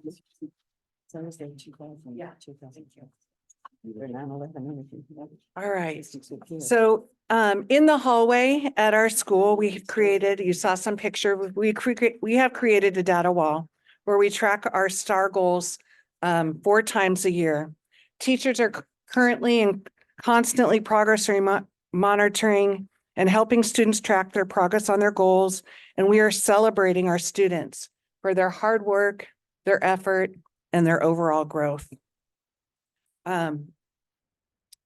I would like to introduce Ms. Erin Dobson, a 3rd grade teacher at Live Oak Elementary. Hi, thank you. I just wanted to briefly share about the goal setting that we did last week. A few things I loved about it was, first, it gave us the opportunity. I feel like we rarely get to meet with students one-on-one. So I thought it was so special that we were given time to meet with them individually. And I think that becomes the most powerful when we're able to, connect with them that way. But something I really particularly enjoyed was sharing the growth that they've made, whether it was big or small, and celebrating those victories with them. And they were so proud of themselves. So that was something that I really enjoyed. And I know they were very proud of themselves. So I think ultimately that's just going to be really impactful for students. Also being able to set attainable goals for them and making them personal, whether, we have a variety of different learners in our class. So setting those personal goals for them and checking in with them, I thought was really powerful. So thank you so much.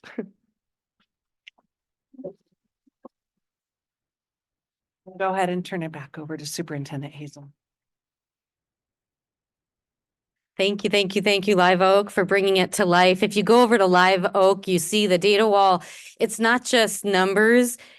They have little hearts on the walls with the pictures of the children, because every data point that we talk about is not a number, it's a child.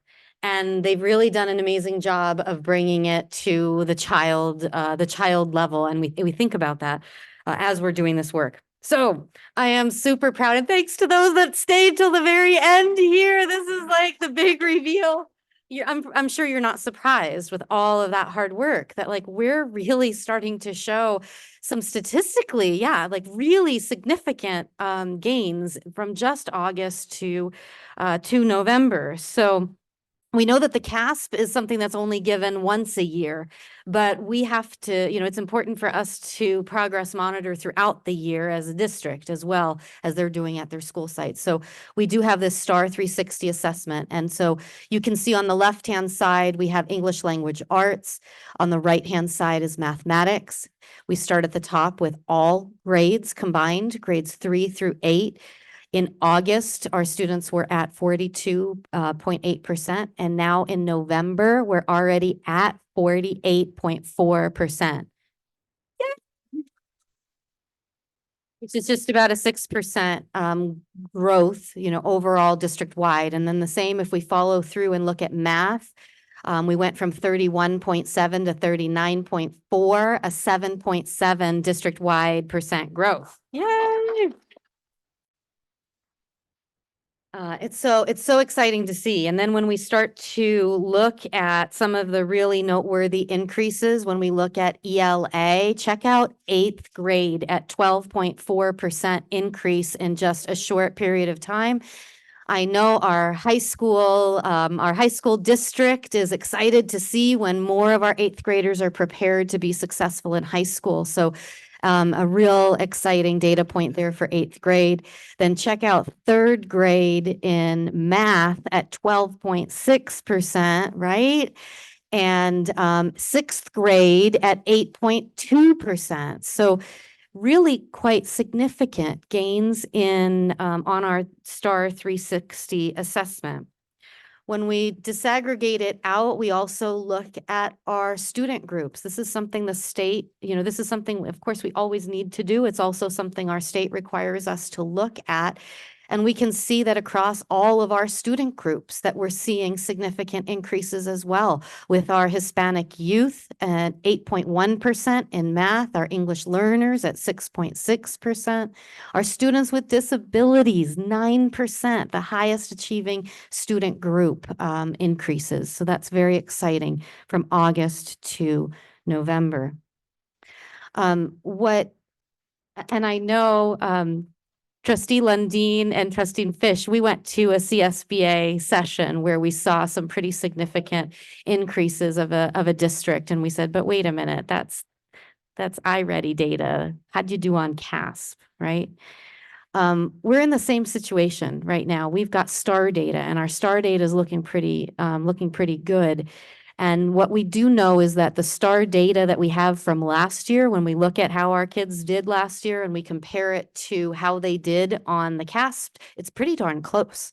So it's a pretty good predictor of how our students are going to do.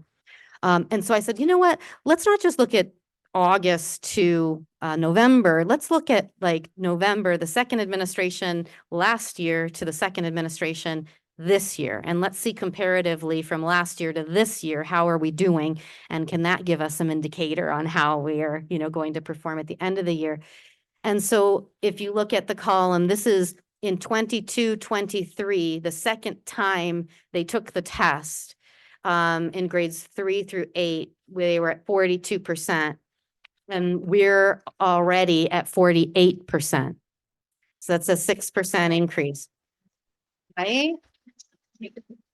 Awesome. And in mathematics, we were at 33% last year, and we're at 39% this year. So that's a 6% district-wide significant increase. Again, 8th grade, 10% from last year to this year difference. Really exciting to see. And I don't want to overlook any of them, actually. 3, 4, 5, 6, 7, 8. They're all statistically significant, and all really should be celebrated. So one of the other things that we want you to notice is we actually changed the schedule of the assessments this year. And so we took this second administration 2 months earlier than we did last year. So in addition to being ahead 6%, we actually took it 2 months earlier. So we still have 2 months more of instruction to take. So I cannot wait to come back to you in April after our next administration in March to share where we're going to be. It's very exciting. And I'm just really proud of the work that has happened so far. So this slide shows our path to success. So we know that we can't just throw out a goal of 10, 10, 10 and not like backwards map it. We have to think about like what are the smaller increments and goals that we need to meet along the way on that path to 10, 10, 10. And we can see like we are here, right here. And what I want to share with you is we are on track. We are where we need to be right now. We still need to continue making gains towards our goal in May, but that it's really exciting to see that we are closer and closer to realizing that vision for our kids. We know that the journey doesn't end there. We need to still adapt. We need to refine. We need to enhance. We need to continue the amazing work that we're doing, all in a joyous, beautiful learning environment. We're not all about testing and scary rigor. We're about joyful learning and beautiful environments and loving reading and getting excited about math and science and robotics and all those great things. So I'm really excited to bring this presentation to you tonight. This is heartfelt gratitude to everyone that's contributed to this success. Begins with our students and all the hard work that they put in this year. They've believed in themselves and they're working towards their goal. Our teachers believed in our children. Our principals believed in our children. Our support staff has supported us throughout the entire way. And I know our board believes in our children as well. So a big thank you again to our students who snuck out. But if anybody's watching, I want to thank our students one more time. And to Live Oak for coming here late at night and bringing our work to life, because it's not as amazing to look at just a graph. It's really powerful to talk to kids who have met their goals and are looking towards increasing them. So like I said, we can't wait to come back in April and tell you what else we find. So thank you, teachers.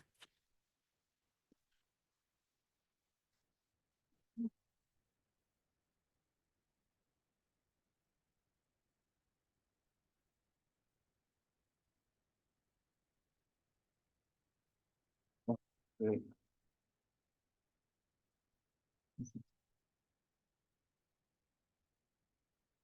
We usually have time for questions or comments at the end.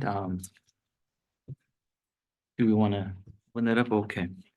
We'll move on. Thank you, but that's outstanding information. Thank you for that presentation. Love to see all the cooperation. 10, 10, 10. Yeah. All right, let's continue with item 6. Educational services. We have an action item, the school plan for student achievement, SPSA 2023-2024. It is recommended that the governing board approve the 2023-2024 school plan for student achievement for each school site: Fallbrook STEM Academy, La Paloma Elementary School, Live Oak Elementary School, May Ellis Elementary School, Mary Faye Pendleton, Potter Junior High School, San Onofre School, and William H. Fraser Elementary. Schools must annually submit their school plan for student achievement to the governing board for review and approval. The SPSA drives school goals. Proposed spending and expenditures should align with school student achievement goals. Prior to submitting to the governing board, each school site council must develop, review, and approve the school's SPSA. Dr. Kimberly Hussein, Assistant Superintendent of Educational Services, will provide a brief presentation on the school plan for student achievement for 2023-2024. Well, thank you. And I think what you'll see is the through line between what the students are doing with their goal setting, how the principals are leading that process, how we're supporting that from the district level, and all the way up to our LCAP goals are all aligned. And so this evening, I'm presenting about this SPSA, Single Plan for Student Achievement. And all of our schools do it. They complete this process. And tonight, what you will be doing is approving the process to accept the plans.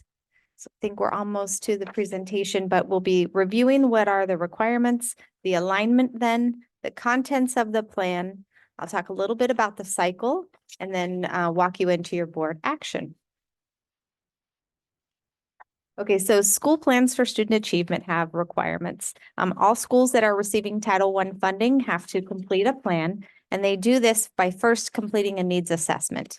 The staff completes the needs assessment, they review it, and then the school site council come together to write the goals. This is using Title I funds, And there's a trick in using Title I funds.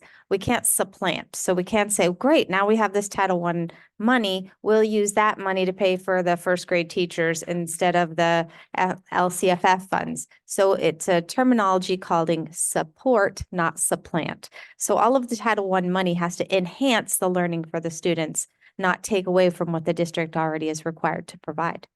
School plans must be developed, reviewed, and approved by the school site councils. And school site councils are comprised of a 50-50. So 50% are teachers or classified staff or support staff, and 50% of the committee has to be community members or teachers. So that's the oversight committee. And the plan must reflect the needs. So back to that needs assessment. Is the plan really meeting the needs of the school?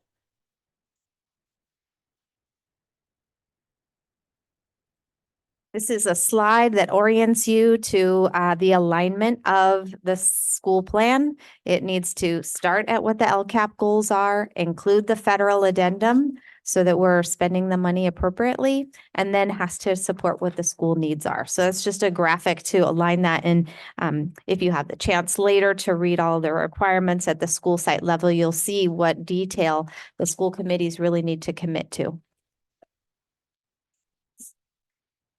The contents, again, are that really required comprehensive needs assessment.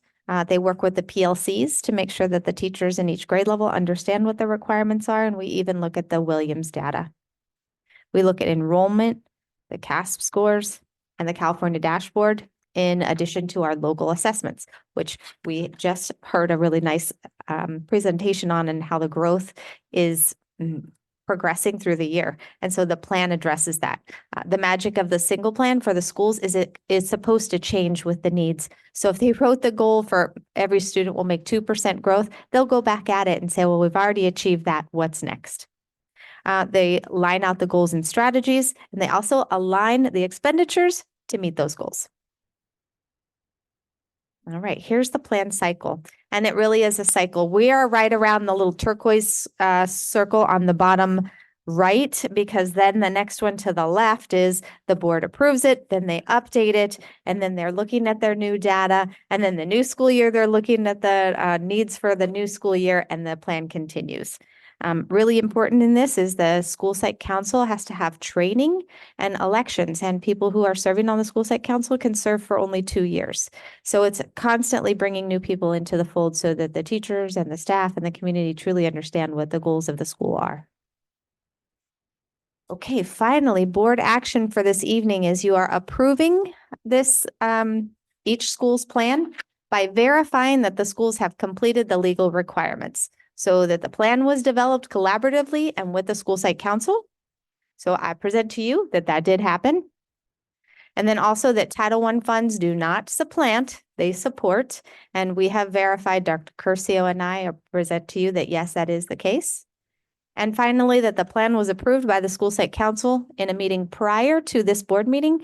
And you have that evidence because you have the signed forms with the submission and attachment to the board agenda of the school plans. And now I'm available for questions if you have any. Otherwise, I'll leave you to the vote. I have a comment. Yes, ma'am. I read all of these. Okay, what do you think? Well, I'm more impressed when I saw the presentation before that connected it all together. It really shows the cohesiveness, and I'm really pleased with this. Thank you so much. All right, thank you so much. I'll leave you to the vote. Okay, thank you. So do I have a motion? Motion, we pass. I second. Any comments? So I will call for the vote. Trustee McBride, Aye. trustee Lundin, Aye. trustee Sabal, Aye.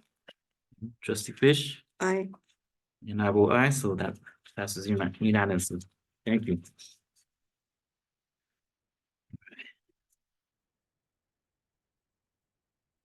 Next item is an information item. Workshop and conference attendance. We are pleased to support our teachers and staff to continue their professional learning as they participate in conferences, enabling them to perform their duties and remain up to date on new policies and procedures impacting their roles. And next, we'll move on to item number 7, business services. At this time, we are opening public hearing 2022-2023 annual and 5-year developer fees report for comments. Do we have any speakers? Do we do? So, okay, so I'm now closing public hearing. Number 2 is an action item, resolution number 10-23-24, annual and 5-year developer fees report. It is recommended the governing board approve resolution number 10-23-24 to adopt the annual and 5-year developer fees report. The district collects school facilities fees from owners of residential, commercial, and industrial developments to mitigate the costs of providing interim and permanent school facilities to students generated from such developments. The annual and 5-year developer fees report provides an accounting of school facilities fees collected by the district as required by Government Code Section 66006. Do I have a motion? I so move. The second? Second. Thank you. Any comments? So I will call for a vote. Trustee Fish, Aye. Trustee Sabal, Aye. Trustee Lundin, Aye. Trustee McBride, Aye. and I will aye, so that passes unanimously. All right, moving on to number 3. Action item 2023-2024 first interim report. It is recommended the governing board approve the 2023-2024 first interim report. This is the first of 2 annual reports that cover the financial and budgetary status of the district for the period ending October 31st, 2023, as required by Education Code 42130. The district is submitting a positive certification for the first interim report, which means that based upon current projections, the district will be able to meet its financial obligations for the current school year and subsequent 2 school years. Business Services will provide a brief presentation on the 2023-2024 first interim report.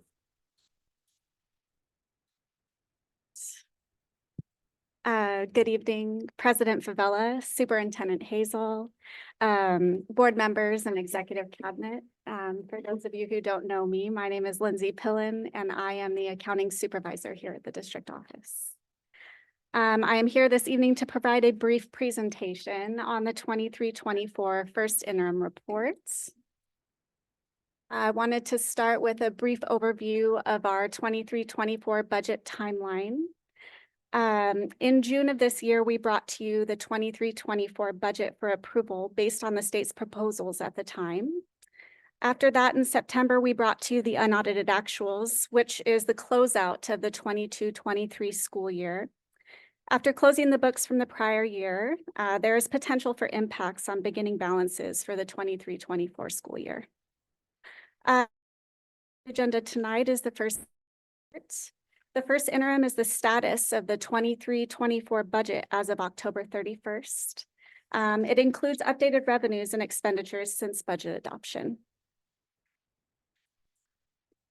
So what is the first interim report? The first interim report is the school district's requirement to report their financial status to their governing board, the County Office of Education, and the California Department of Education. The first of these reports is called the first interim. The first interim reflects all actual expenditures through October 31st. We're happy to report that FUESD has a positive certification, which means we will meet all financial obligations in not only the current year, but also the next 2 fiscal years.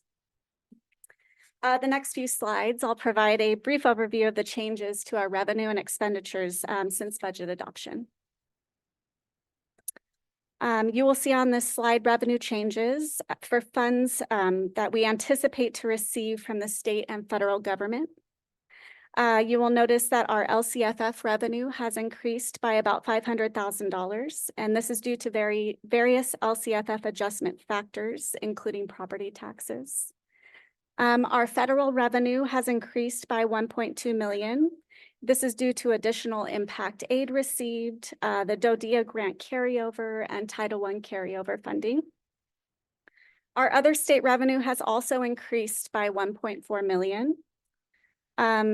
The major part of this is at budget adoption. The state was only planning to fund 50% of the block grant for instructional music or instructional materials, art and music. However, we ended up receiving 94% of that allocation, resulting in an additional 1.3 million of one-time funding for our district. We also received additional revenue for prior lottery and mandated cost reimbursement claims.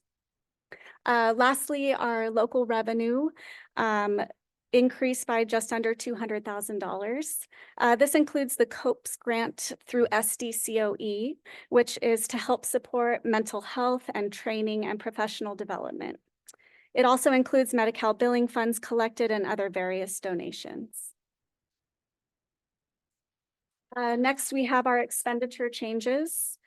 Total salary and benefit costs has increased by a little over $120,000, and this is mostly in part to our investment in our transportation services. Additionally, the books, supplies, and carryover expenditure budget has increased by about 10 million. Although this may seem like a relatively large expenditure increase, this is really restricted carryovers posted from the 22-23 school year that are aligned to various multi-year plans. This includes one-time funds for Learning Recovery Block Grant and the Expanded Learning Program. Our services budget has increased by $1.6 million. The bulk of this increase is for utility costs going up district-wide. And lastly, our capital outlay budget has increased by about $270,000, and this is due to site and department budget transfers. This slide shows where you can locate the revenue and expenditure changes on that very long first interim report provided to you. You can see the amounts discussed in the prior slides match what is being reported. You can find this located on Form 1, page 17 of the first interim report.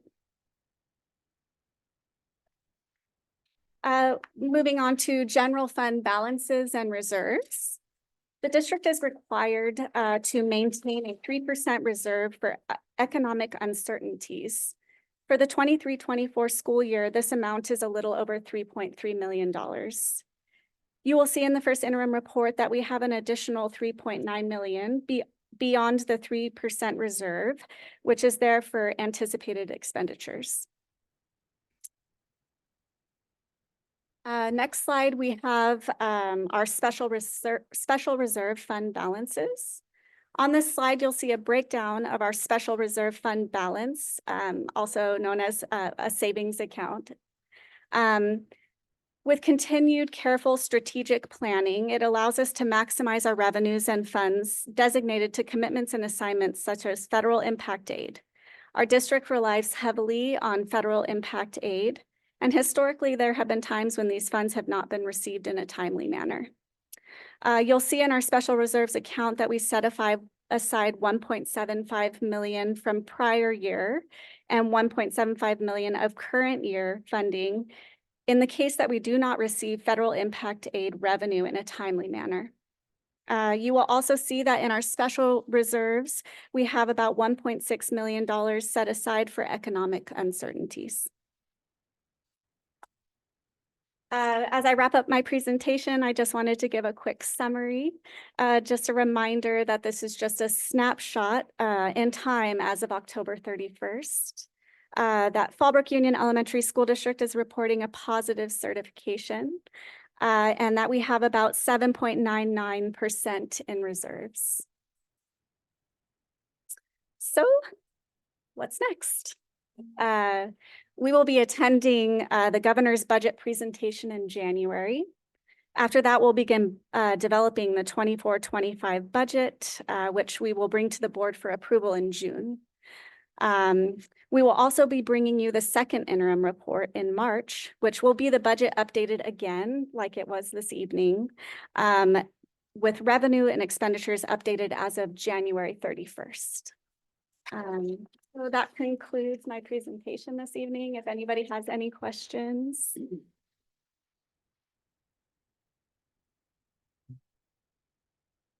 Thank you. Thank you.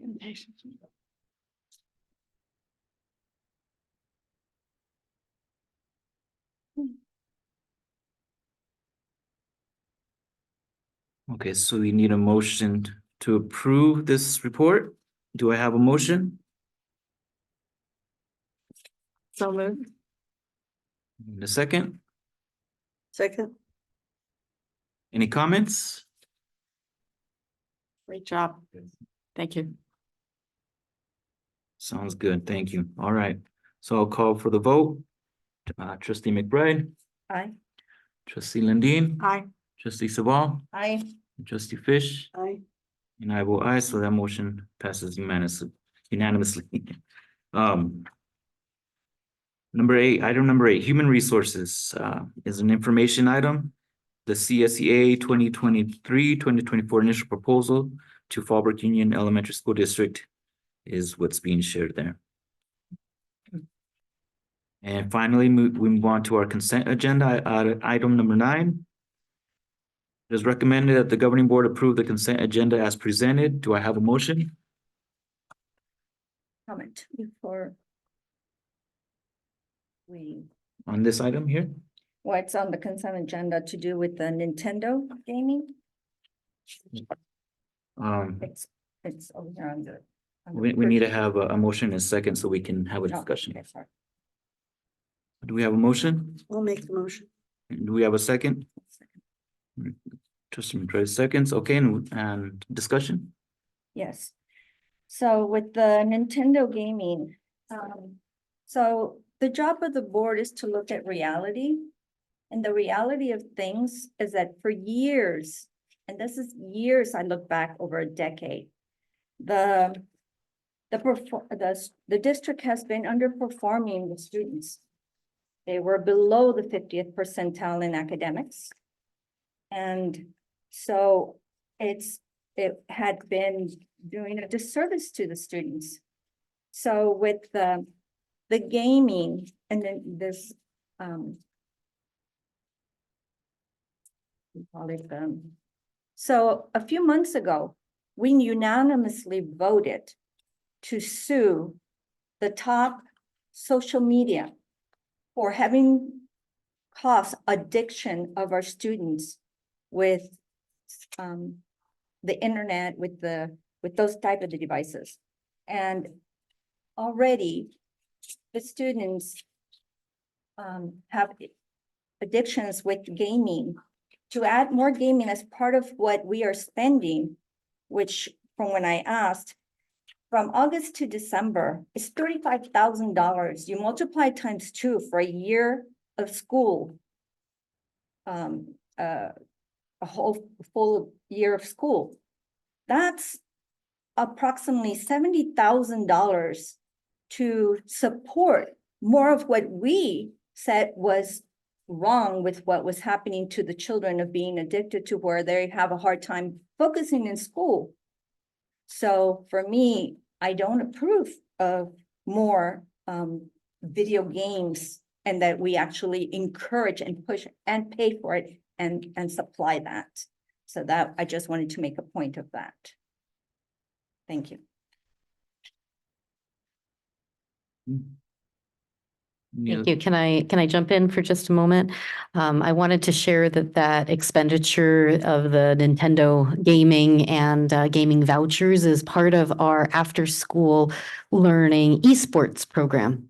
And so esports is gaining a lot of traction around, around the country as something that really supports our students in their creativity and strategy and a lot of different areas. And that we're having schools are competing against one another in these esports, and it's becoming very popular for our kids. And it's actually becoming a college sport. So I've heard that you can now get a scholarship for being on an esports team, just like you can on a regular sports team. So it is an activity that we have supported in our after-school learning program as an incentive really to build on our chronic absentee absenteeism concerns that we're having. We know that we need to get our kids to school, and that it's really important that our kids have a draw to school, whether it's band or whether it's theater or kitchenistas. We try to do some really fun, exciting things, but I definitely note your concerns about video games and addictions and recognize the validity of that.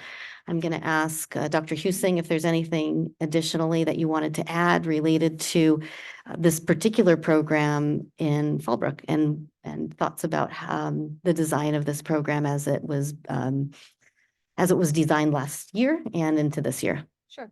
So we follow the San Diego County Office of Education model for esports programs, and we are in a consortium of training coaches. And we have this pilot program at 5 of our after-school programs because we have 5 teachers who are interested in leading the team. We have other schools we have students very interested, and we're still looking for coaches for those 3 remaining schools. Another interesting aspect is that the teams are truly teams. They work on the digital setup. They have to market their games. They have to create the scoreboards. And then there are like telecasters for the games, and they have to use their language arts skills. They have to write introductions on what different players have which skills. And so it really is, it actually lines up with our Leader in Me program because the students are building the team. Yes, they are using a Nintendo game called Super Smash Brothers, and that's the only game they use.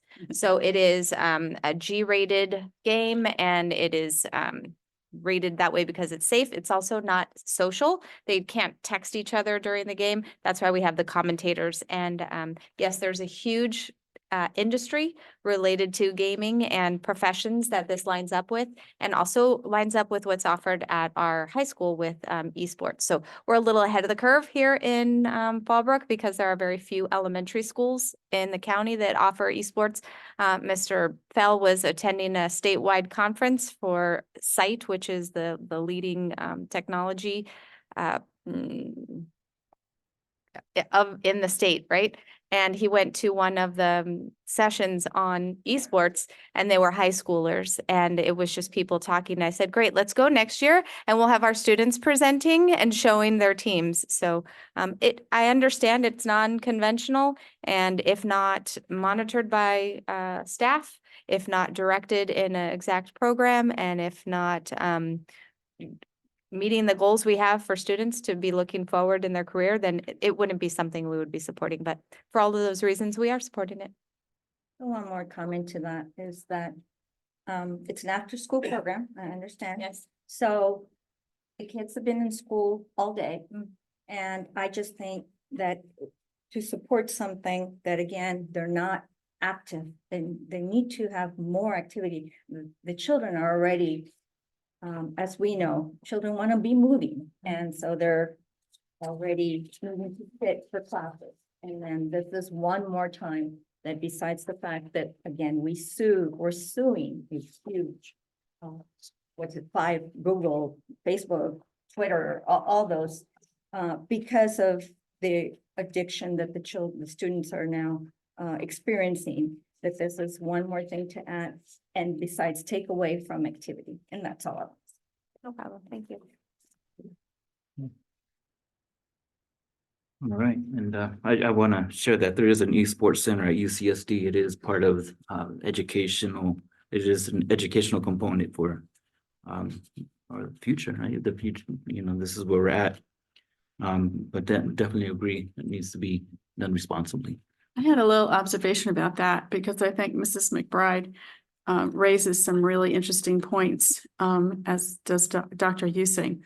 I think one thought that occurs to me is when kids are traditionally gaming at home, it's a single person sport, if you could call it a sport, but activity.